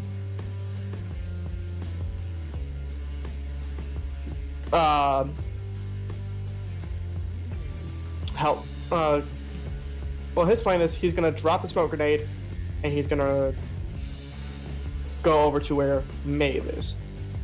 Okay. So you pull up. Because he kind of doesn't want. Because since he knows of her, it's probably best in his. It's best if he doesn't have anyone from a different house dying under his belt. Because if someone were to find out, yeah, that would not be a good reputation. Yeah. So, just gonna drop a smoke grenade and move over here. As you do, you notice that he just kind of reaches out, and as he does, his hand just expands dramatically and swings. However, he misses. He missed by one. He cuts part of your bag as you make it back. I forgot to roll the smoke grenade. Oh yeah, that it explodes in the whole area, scaring it. How big is it? So I'll draw the area which is the smoke grenade. Let's see. And a 20-foot radius.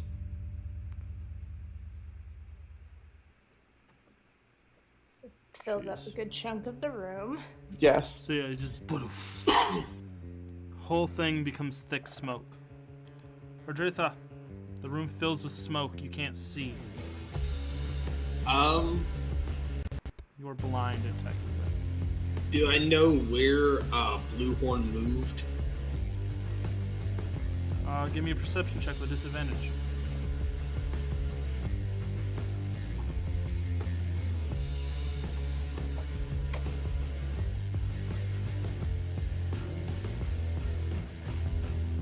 Eight.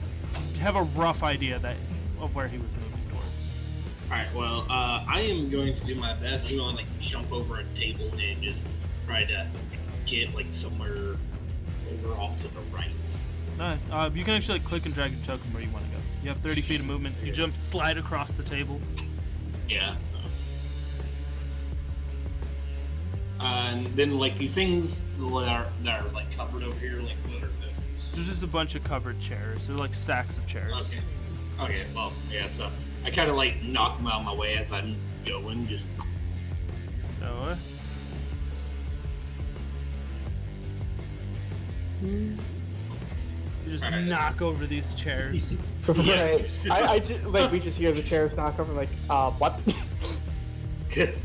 I mean, I can't see them. They're covered. I'm in smoke. It's just nope. You can use your action to dash if you want to keep running. Yeah, I probably will. I get up here. So yeah, double your. About right. Yeah, about right there.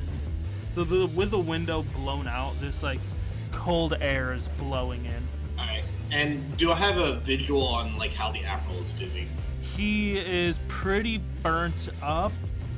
You cannot necessarily tell if he's alive or dead yet. Okay. You'd have to perform a medical check. Mev, smoke fills up the entire room around you. Going to keep following my orders. Is the door unlocked? Can I easily get through? Yep, so you go up, and you know how these doors work. You show it your signet ring, and it opens up. Okay. Now let's count. 5, 10.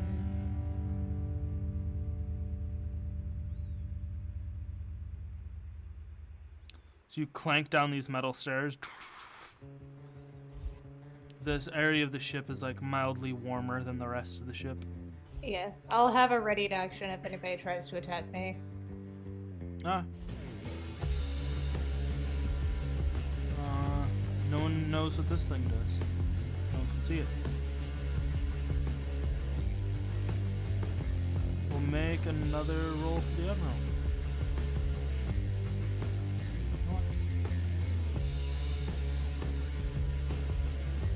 Blue horn. You just move over. You slide over or under the table.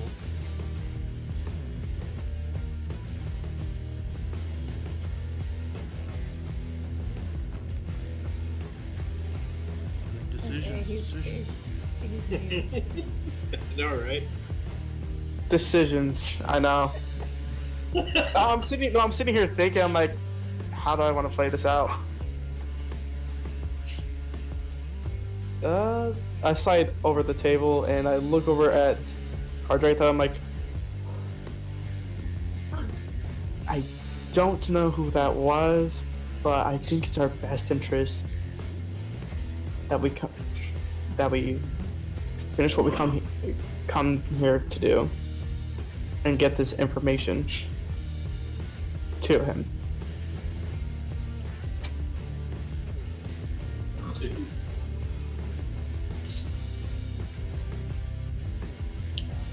To a person named Toby. Okay. So First,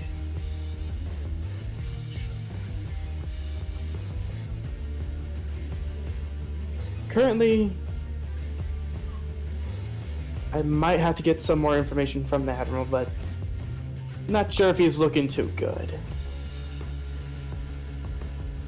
I don't know. I still got that smoke grenade. I might be able to get him out. Let's try it.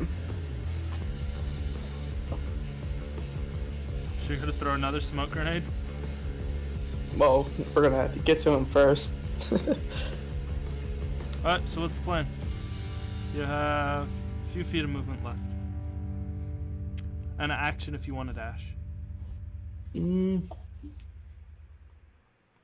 Gonna use Misty Step. Actually, wait, Alright. you gave me Misty Step? Yeah, you have the magic initiate feat. Okay. So yeah, I'm gonna use...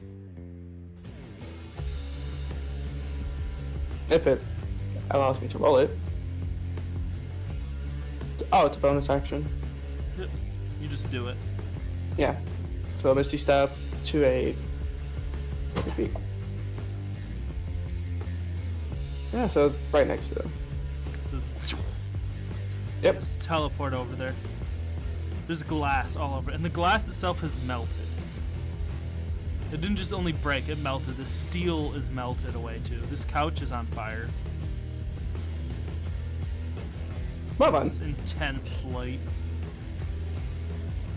So you bonus action over there. You want to medicine check him? Yes.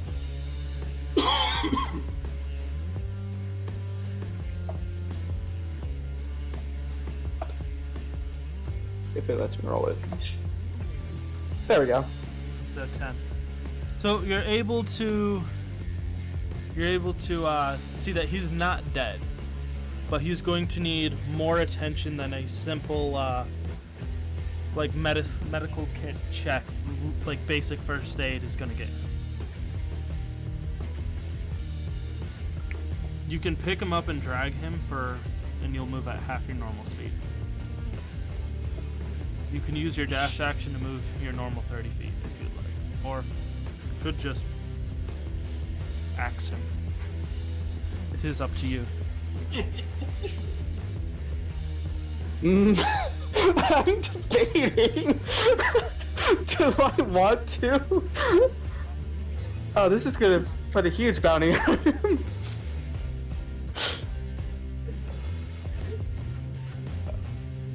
You know what?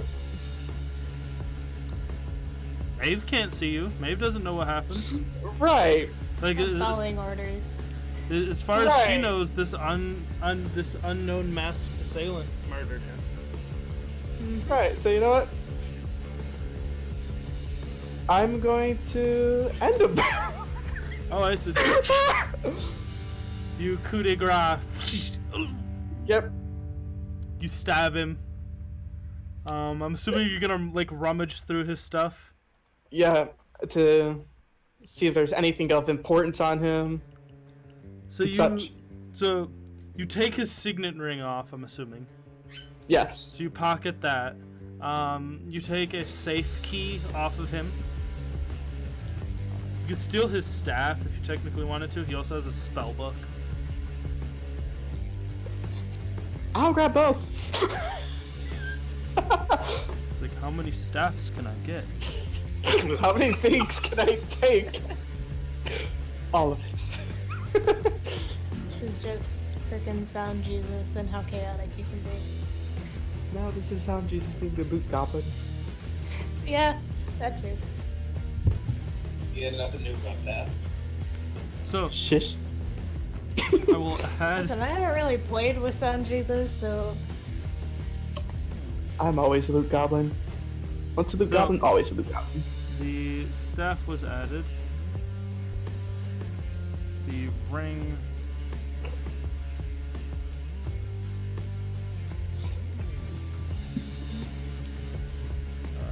Signet ring.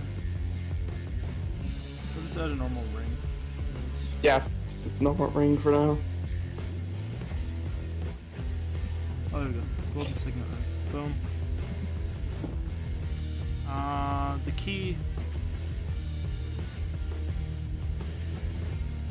The chest key. And you took his spell book. Yes.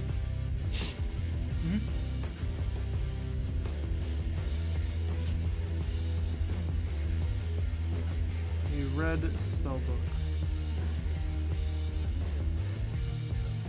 Alright. So that's all the stuff that's now in your inventory. After you stab him. just up and off them. Like, okay. Alright, now what do you want to do? By the way, Hardratha, you witnessed this whole thing. You just go there and Okay. Okay, I guess we're not saving him. Change of plans. As he says. And that was the end of his turn. Alright. Hardratha, it's your go. With the Admiral dead.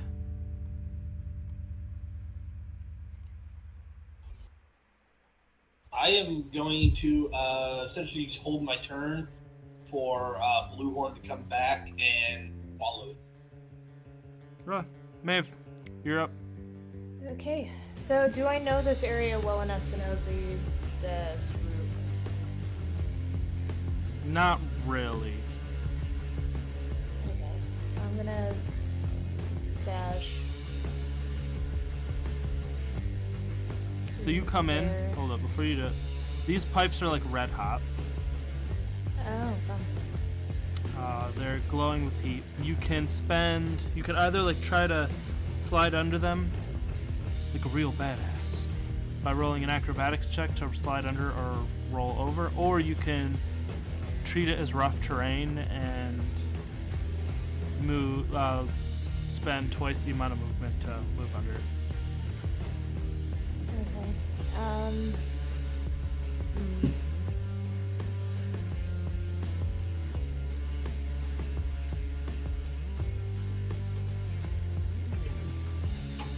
I'll just dash and use the extra movement, so So that's 10 feet of movement off as you move under it. 30, 35. And I'm assuming this is the same, like, signet spring door? That's actually an air vent that you just kind of pry off. Okay. As you look inside, there's like bolts of lightning careening through occasionally. The arc across this like vent, and you notice that this is like the inside area of like where those pulses of magic that you see go through. Well, fun.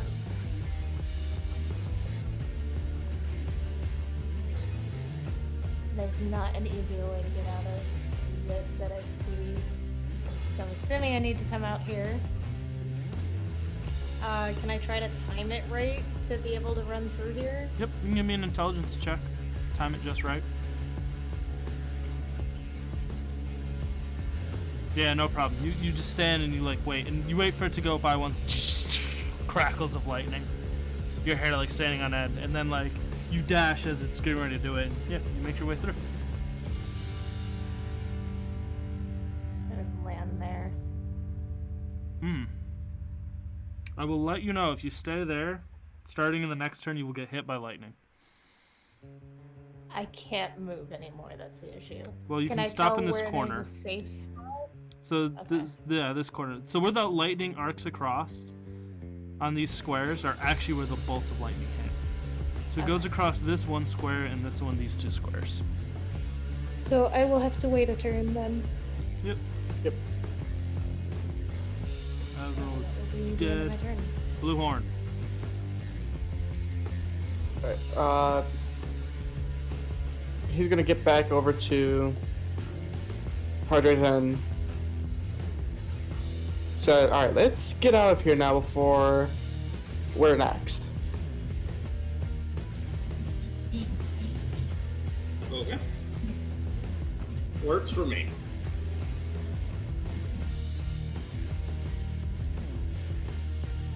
So you guys just gonna use your movement and move through? Yep. Yep. So you get into this room. And I'm following behind. Yep, and you're literally like right behind them. You guys can use your actions to dash if you want to increase your movement. They probably would see the fact that the vent is Yeah. on the floor. The vent has been. Oops. Sorry about that. Holy cow. Oh. The vent, has been pulled off and dropped on the floor. These pipes are red hot, so you can either lose 10 feet of movement or you can slide under it.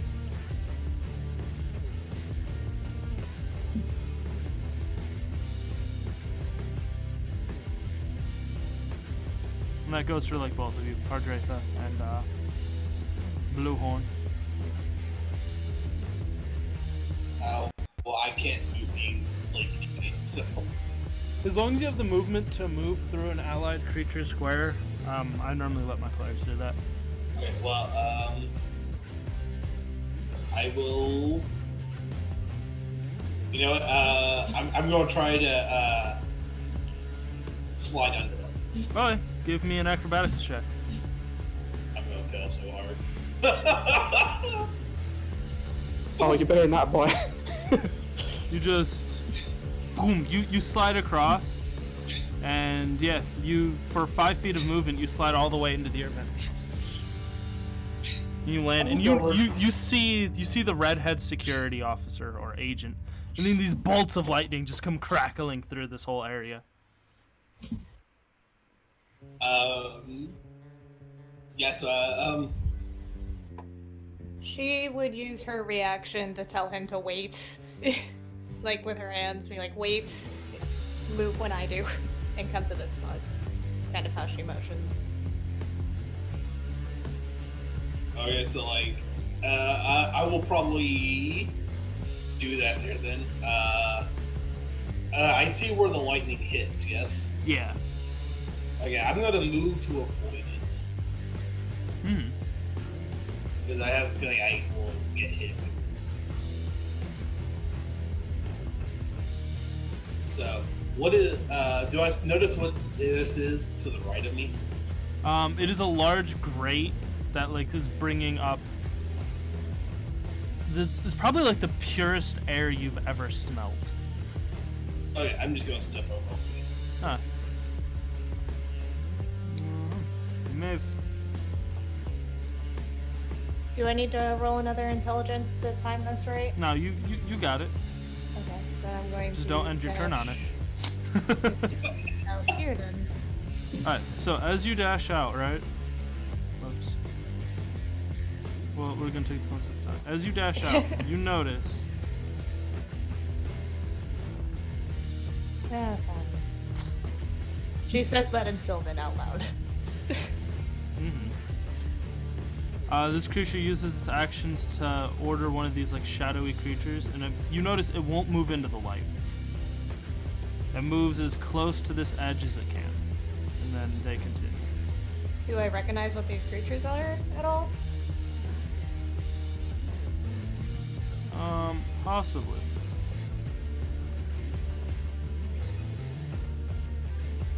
Give me a Arcana check. Arcana? Yeah, you are a beast, well, monster hunter. Wow, so no. I'm too overwhelmed. They look like large, shadowy dogs. Made up of writhing smoke and shadow. Okay. You They need to see don't your want boss to get come burned into in front the of you. light. I'm assuming it's still my turn because I didn't fully Yeah. get to use my dash. So what I'm going to do is use my action to light a torch. Alright. So you light a torch around you? Yeah, this thing doesn't like it. Not in the So slightest. if I come closer, does it back up? It growls its teeth angrily. And it looks like it's gonna like inch away or attack. Hard to tell which it's gonna do. So I take one step forward to see what its reaction is, and just ready to fight, I guess. So it like lunges for your torch to try to bite your hand. And your reflexes are way faster than it, so you like move your hand out the way.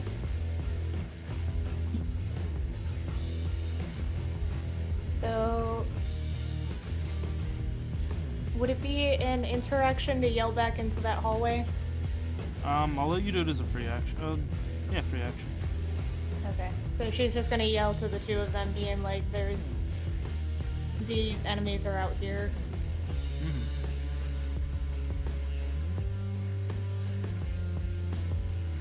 Great, they're still here. They must really want that pearl. Now I say that loud enough, so hopefully if there's any guards nearby, they will also hear that. Alright. Also, this hallway once was full of light. It's now completely dark. I'm glad I lit a torch because I don't have dark vision. Okay. So, the dog is gonna try to bite you. It hits you and just like Yep. digs its teeth in. As it chomps down for like 12 damage.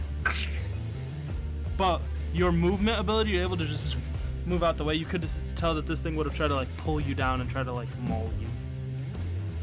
Is it gonna try to grapple me? Yeah. Okay. Blue horn. Well, I'm gonna let Hardratha go first since he was in before I was. Alright. So, Hardratha, you're just gonna move through? Yeah, I'm going to move through. You want to dash or? Yeah, because I don't think I can make it. Almost Yeah, I like the need to dash. DM specifically made it so you either had to use your action or take an extra turn. Yes. So she's definitely bloodied now, and they'd be able to see that. Yeah. Okay, as part of my dash, would I be able to try to push the dog away? That would be an attack action. Okay. As you come out though, Well- you immediately know what this thing is. It's a shadow mastiff, a monster of Kyber. You've had to fight You- these things in the jungles before. Alright, yeah, well, I'm gonna, You'd also see her pulling away and not being grappled by this thing, And the gold around her eyes are glowing as it's a reaction to the potion she drank earlier. You will know one other thing, though. In dim light or darkness, they become invisible. And they get an extra attack. Okay. But if you can get enough bright light, it will back off. Okay. Alright, well. I'm gonna shout out, like, bring light, as much of it as you can. So Hardratha, you just got, or Bluehorn, you're just gonna dash through after Hardratha? Yep.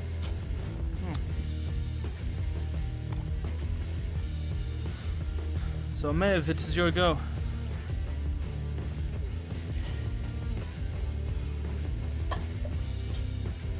Can I see down this hallway at all, or can I only see this thing in front of me? So you get 30 feet of light. So within the 30 feet, you don't see any of the creatures. Within the dim light, based on what Hardratha told you, they could be invisible, just sitting there waiting. Okay. And there's no other way that it looks like. What is this door over here? The That's a door. Let's see. I'll move the exclamation mark to make sure I'm looking at the rest. That door. Yeah. It is a locked door. So I'm gonna action disengage and probably see if there's another way around. Okay, so yeah, so you go and fiddle with the lock. It's not like a signet ring one like it was before. It's locked from the other side. Okay. You can try the one down here on the bottom. Yeah, I'll do that. So that one will open, and you can... So if you dash on your next turn, you will teleport to... Well, not teleport, but you'll run around the hallway to this point right here. Okay. Yeah, that one does open up. And in this hallway, there's a bunch of dead guards.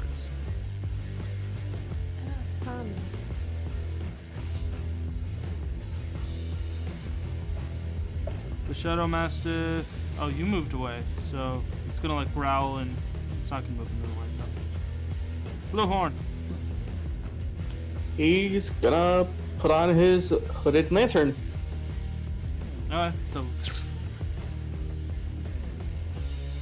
Yeah, so that will give you a area of light, same as a torch, but that won't be able to be blown out easily.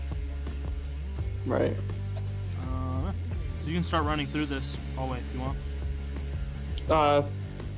Through the one where Maeve was. Yeah. So it'll take you 2 turns to get to the exclamation mark.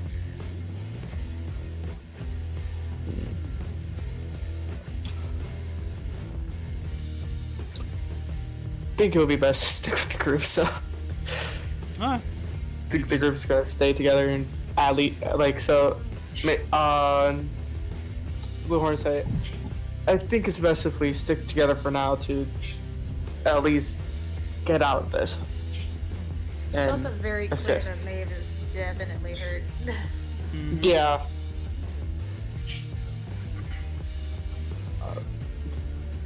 He's gonna go over to Maeve and pass her a potion of mage armor. Potion of mage armor. Yes. That will give you 13 plus your dex armor. It would give me an extra 1. Yeah. It'd be 15.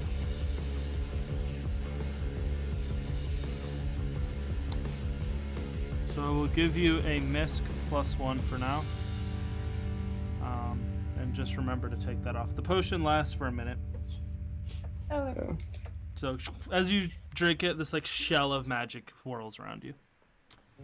So yeah, so we'll just skip 2 turns if you guys want to end up over here. Just so everyone gets so. Yeah. Yeah. So you guys dash around the corner, you pass a bunch of dead guards, you enter into this area. With the light shining through, you don't see anything in this hallway. We'll loop back around to Maeve.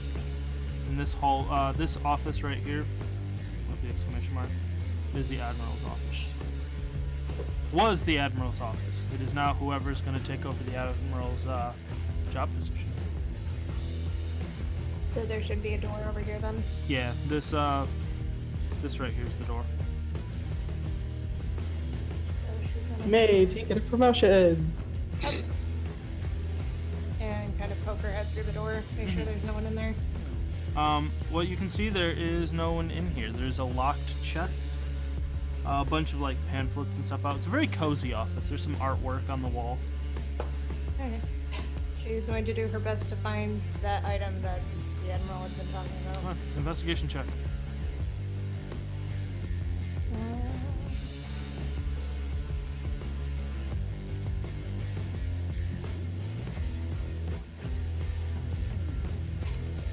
17. Okay. So you look around the whole office. You don't find it. You assume that it's going to be in this locked chest. So she's gonna just wait for Bluehorn to get over there and then ask him if he has locked pigs once he does. Okay. Unless it's something that I can open with a signet ring. You can swing your sword and try to break it open. No. Okay. I'll So- wait for Bluehorn to get over here. Bluehorn, I'm assuming you come Yep. in here? Yep. Okay. Yeah, so you pop open the thing, and inside is a small black box, which opens up to a velvet inside, and in it is a pearl. About the size of a softball, and it glows with powerful magical energy.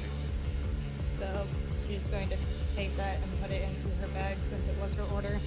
Oh, wow. So I dropped it in there. Alright, now that we came here to get what you need, let's get out. Mm-hmm. I second that. I'll follow your lead. Ardratha, where would you like to go? Alright.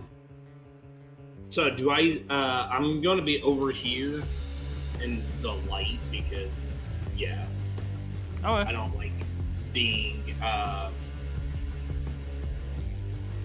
shoe toy. What exactly are these lights? They're arcane light, so it's the light cantrip that just perpetuates. Okay. Well, if there is the case, then I will actually. One second, let me see here. I am actually going to grab my my order, my arcane focus, and I'm actually going to cast the light cantrip on it. Oh, what? It just glows brightly. We have so many things with light right now. Yep. Got 2 torches. Well, a torch, whatever Bluehorn Hooded has, and lantern. then- Yeah. Maeve, Yeah.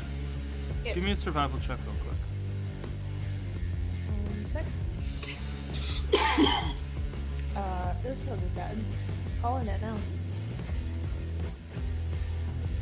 Good thing.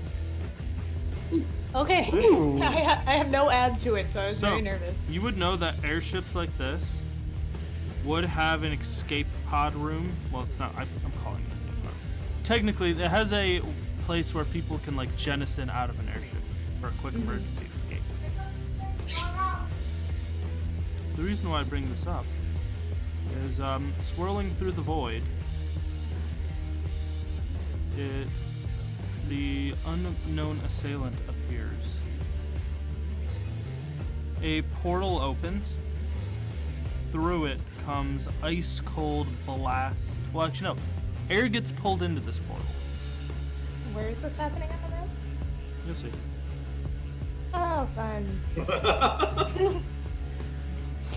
And so he uses his ability and just portals through. And if anyone looks in it, you can see like stars and a ruined cathedral, maybe.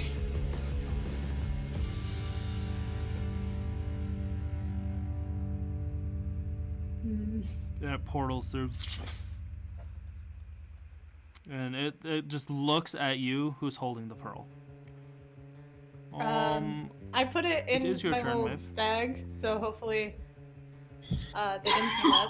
But I'm gonna look at Bluehorn and be like, "You got an escape plan, Mr. Stowaway?"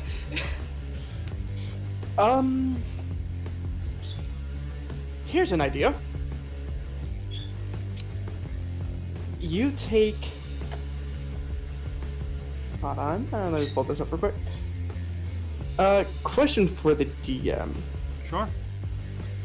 Would Bluehorn know where Toby is at? You would know he is stationed in the lower central plateau of Sharn. Alright. So, he is gonna take out the the spell book and the 2 wands and give them to Maeve. Here, take this, give it to Hardratha. You two go to the lower central of Sharn and meet Toby. It's not hard to miss him. Just look for a person. Looking at him like, "What are you talking about?" Just look for a person. Like, I'm not saying it out loud, but just look for a person in a fedora hat with a pterodon on the shoulder. He will be able to help you if you mention my name. Can I say something quiet enough to Bluehorn that this thing won't hear, hopefully? Yeah. I don't know if that would be a stealth thing, or... No, you just lean in really close and hope it can't perceive what you're saying. Which I'm putting the items into the party sheet for you guys. I dropped him right into his inventory for you. So I'm going to say, I'm going to make sure your mission is complete, but do me a favor and protect my family.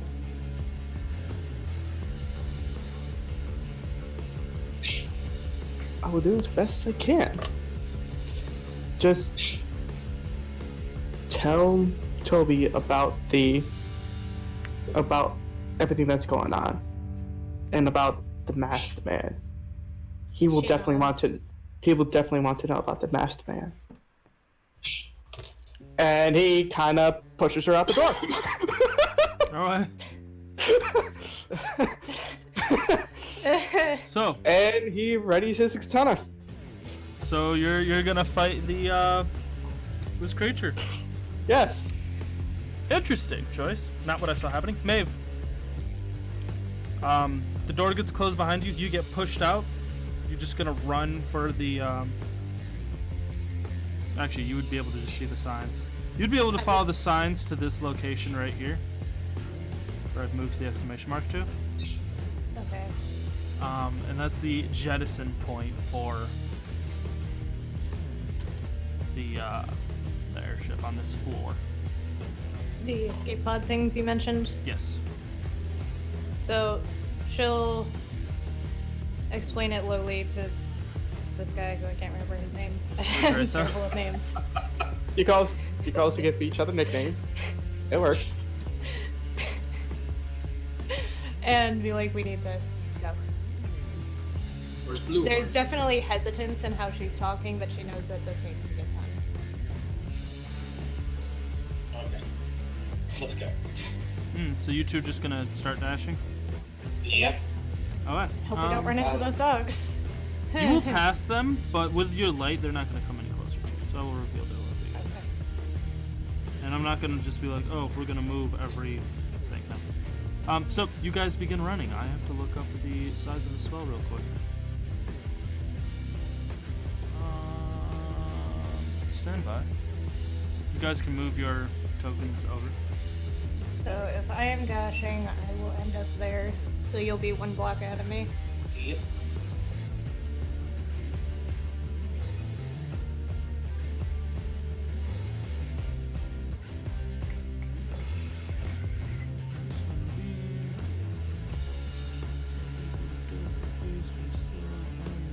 Here we go. Alright. 60-foot radius.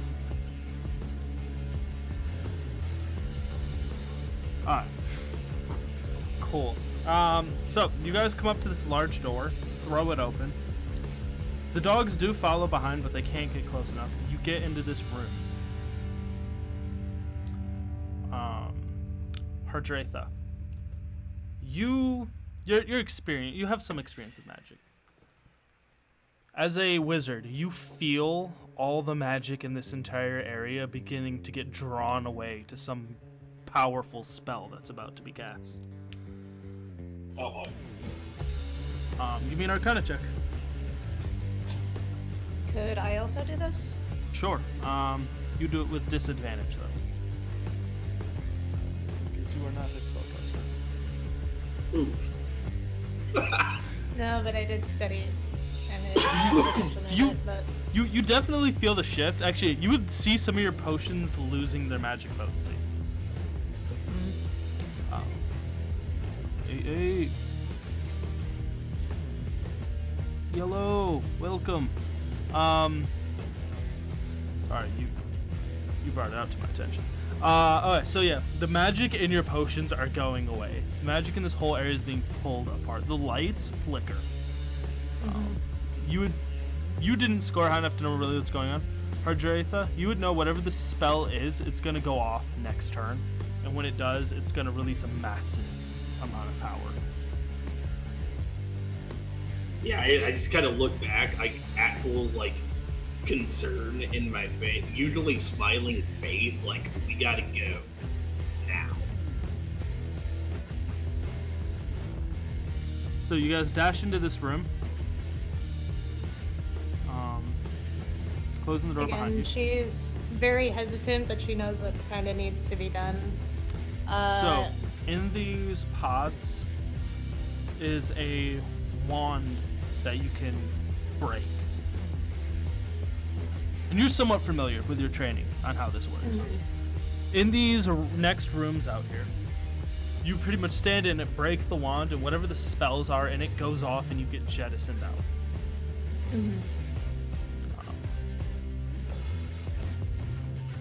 So, yeah, you guys are going to run through and do that, or you're going to wait, maybe somehow Bluehorn survived? Oh, trust me, there's a method to my madness. Well, Maeve would see how concerned this drow is and just assume that they need to leave now. Alright, so you grab your stuff, station yourself in a pod, my good people. Wow. In a hole, I would say, one of these holes. Yep. Alright, so you get in it, you break the magic spell rod, and as it does, it generates this ball of force, and you begin levitating, and it just shoots you out.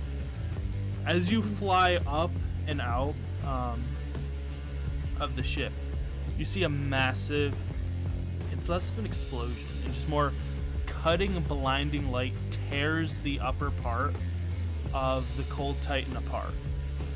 Pieces of it goes flying everywhere. And as you fly out, question, Hardratha, do you have motion sickness or a fear of heights?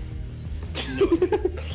Because you are essentially free falling roughly, probably a couple, I want to say maybe 1.5 miles up. It has to be higher than that. I'm loving this part right here at least. So as you fly up, you look down and you see these massive towers of Shar. The whole explosion is shooting debris all over the place. These huge chunks of the ship are beginning to rain down on the city below. And as you just launch out, you have somewhat limited control. You begin careening down towards the city, both of you. Okay. Now, in my training, would I know what to do here? You know that you can somewhat use the two sticks, the two halves of the wand, to sort of like steer, but regardless, you are falling down at high speeds. The shell itself will absorb the impact, but if you hit something like, let's say, a person, it's gonna hurt. So she's gonna try to careen off into an area that's not. So you with begin people. falling down in through Sharn, and you're these two So these orbs are a bright, radiant blue shell that's about the size of you, a little bit larger. Think of like hamster ball sized. And you guys go through it, and you hit the side of a building. It bounces off. It breaks chunks of the stone off as you go crashing down. You rattle through. You notice these like small miniature airships flying around. People are on it. You hear like the screams of a few people as you go smashing through, and you crash onto an area which you finally come to a stop. The street around you is broken. People are in a hysteria. You're kind of like laying on the ground, winded, because you did just drop. Smashing down close by into an upper story of this building is Hardratha. You find yourself in like a library area. A curly-haired elf is like snaps awake in bed and just like staring at you. There's like a pointy wizard hat sitting on a table, and she's like, what the hell is first wild magic and now people falling from the sky? Yeah, I just kind of look at him like, hi. Lily, Toby, Alan, Celia, Cornthud. You guys see this bright flash of light. It's blinding. It brightens up the night sky. Chunks of this ship are falling, smashing into buildings. Toby, unfortunately for you, and this is why I asked if Toby had homeowner insurance, your tower area is directly under this ship. Chunks of the ship come smashing down into the upper areas. You have a split second. You have a split second to react. Oh, poor Toby, no. So where Toby lives is... Oh, dude. So yeah, this huge ship just got torn apart. A 60-foot sphere, so 120 feet worth of star was teleported into the inside of the ship momentarily. The gravitational force of light and radiance has illuminated the entire sky as if the sun was there for a brief moment, tearing the upper part of the ship to pieces as it goes flying out, crashing down around this whole neighborhood. So... Rip Toby's home? Like, just run out, like, chocolate ready, like, see what else going on? So, Lily, you wake up in your kitchen. You run outside. You notice that your neighbor has a huge hole inside their wall. As you're looking up, you can see these other like balls, streaks coming smashing down all over the city. You don't know if it's under attack or what. Maeve, you're still sort of dazed. You're looking up and you see more of these pods falling, so people are escaping. Toby. Yes. You have one of two escape methods. You can either bail out through a window or run into the hallway as a massive chunk of ship begins falling into your apartment. Let me check something real quick. Tell me what the hell do you have again?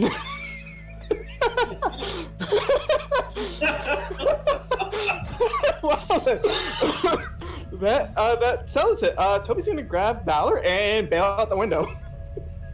Okay, so you leap out of the window. This thing careens into it. The tower itself is destabilized, huge chunks of it, and the tower begins slightly teeter-tottering back and forth. You land with the brute force on your legs. You hear like a crunch. You're dazed, slightly injured, but like you force yourself up as more chunks begin falling around in this neighborhood. The City Watch of Sharn are coming out in droves, looking around, trying to figure out what's going on. People are coming out of their house, looking up at this bright ball of energy, and then it just vanishes. And as it does, all the leftover pieces that were being suspended by the star, the gravity is gone, so it just rains like I just fire. see chaos right outside. Mm-hmm. Do I Your area. Do I see like I'm gonna check. I'm gonna call for yell for Celia. Yeah. So you're. The comma. Wait, do I have Alan too? Yeah, Alan's been hanging out at your place. Is my best friend here? Yes, your best friend is Yeah. here. I'm gonna call to them. God, come on! And start running over. So Alan comes out, sword ready. Celia charges up 2 fireballs in hand, Jesus. ready to blow something up. Cornthud hides and takes an advantageous position. You see this red-haired, curly girl on the floor clutching a box. You immediately feel the same sensation of the pearl that you have coming from this box. I'm going to specifically yell for Celia and head straight to her. Mhm. And I'm gonna try, like, I'm gonna hold. I'm assuming that's me. Yes. I'm gonna hold the girl's Okay. face and like tap her face, like, come on. Is the owner there? Is she right there where the girl's at or no? So like she crashed outside of her house. Okay. And Toby, Hardratha has smashed into her house, and Hardratha is kind of like lying on the floor. The elf is running over, helping do I see her any up. city guards? Oh yeah, there's city guards. Like how Run. far? How close are they to? There's Can probably- they see me right now? Yes, They can't see me right now. Yeah. So but they're How far away are they? I'm 30 feet. 30 feet. How days does this girl see? Give me a Constitution save, Maeve. okay. One Don't sec. mind. Why don't mind. is like just Around? why? 13. Yeah, you're pretty dazed. You're just somewhat conscious of what's going on around you. Do I know that this would be a situation where I would need to hide the fact that I'm a house agent? You can flaunt your house agent status.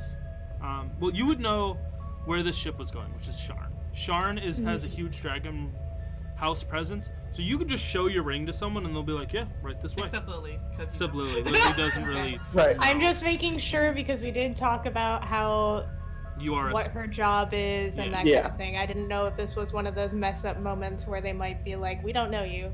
Well, I have like one turn before the guards, like one turn before the guards gets to where I'm at, right? Mm-hmm. And so she's not super dazed, right?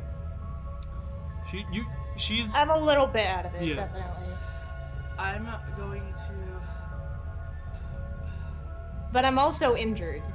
Like, I'm gonna badly grab- injured. I'm gonna grab the box and try to put my stuff. I'm gonna look her down. I was like, and like out of more house, honey, I will explain everything to you, but they can't get this. I know what it is.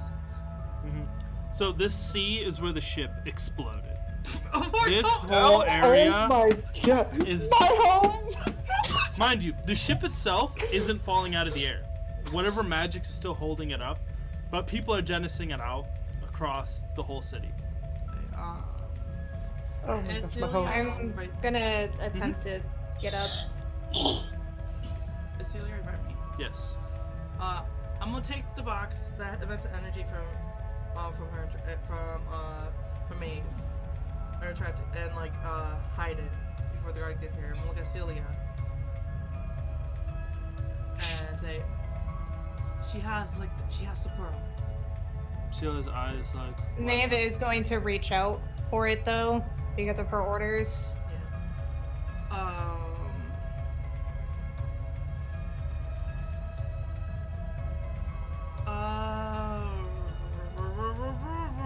If you need a moment, we'll cut back to Toby. Go cut to Toby. Go cut So to Toby, Yes. this is somewhat of a chase-esque scene. You are trying to run. Where are you trying to go to? You're trying to go to into Fallen, where the slums are. You're trying to go into Black Arch, which is the City Watch garrison. But you got to get out of Foundation. Right. Do you want to stay in Foundation? Try to help people. Toby's gonna book it. Toby's just gonna book it. Yes. Which way are you booking it to? He's probably gonna go to. Or are you gonna try to head inland towards Alandra's kitchen? Probably more inland to the kitchen. Alright, so you book it to the Tavern District. By the time you get there, you pretty much have one level of exhaustion because you're just running. It's late. you're booking it with all you can. Other people are running too. And Valor's just squawking madly, like, I know. the house! The house! Oh my God. The house! Okay. The house! Downstairs tavern district is like where you enter into. People are all outside. The whole place is flooded with people looking up. You see gnome reporters furiously writing on what they're seeing. The city watch is trying to like tell people like, go back inside. No one's listening. It's absolute chaos. Chaos. I know what I'm gonna say to me real quick before calling. I don't want to say that. Sorry. Mm-hmm. Okay, so yeah, no. Seeing Maeve holding out a hand, Lily is more so gonna grab her hand and just try to emphasize again. I won't keep it, honey. I won't keep it forever from you, but no one else can know about this. Do you know what you have?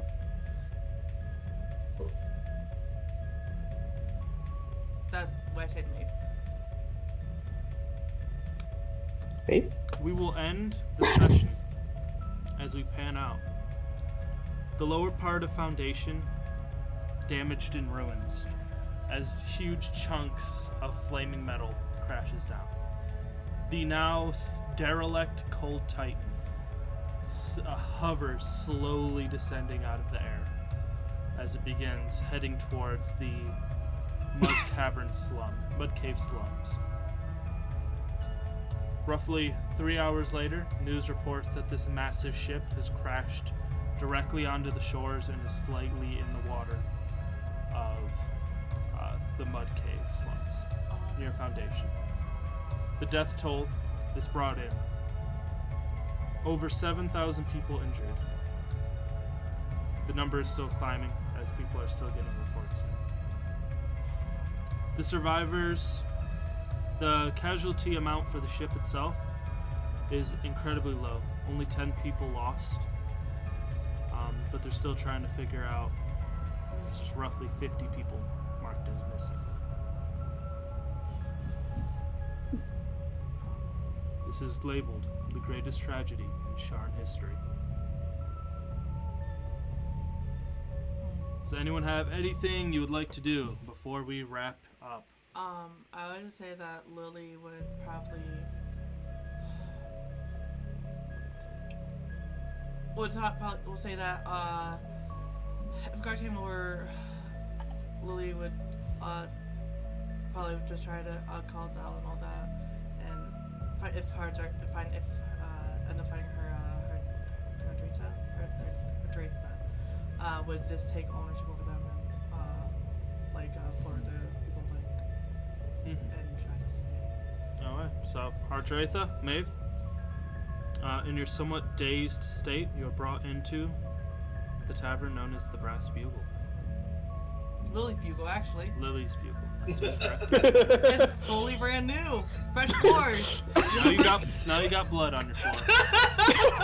All right, so thank you everybody who stuck around. This is an absolute blast to run. We had a bunch of technical difficulties, so I do apologize. But for all of you who stuck it out, thank you. And for you who's first time here, thanks for joining us as well. So, as is per usual customary with this amazing channel, we will be doing this again next Sunday. Hopefully this time starting truly at 2:30. Play to 5:30. And yeah, as always, I'm James, aka Grish XP. Thank you for watching, and we're signing off. And bye-bye. Take care. Have a good one.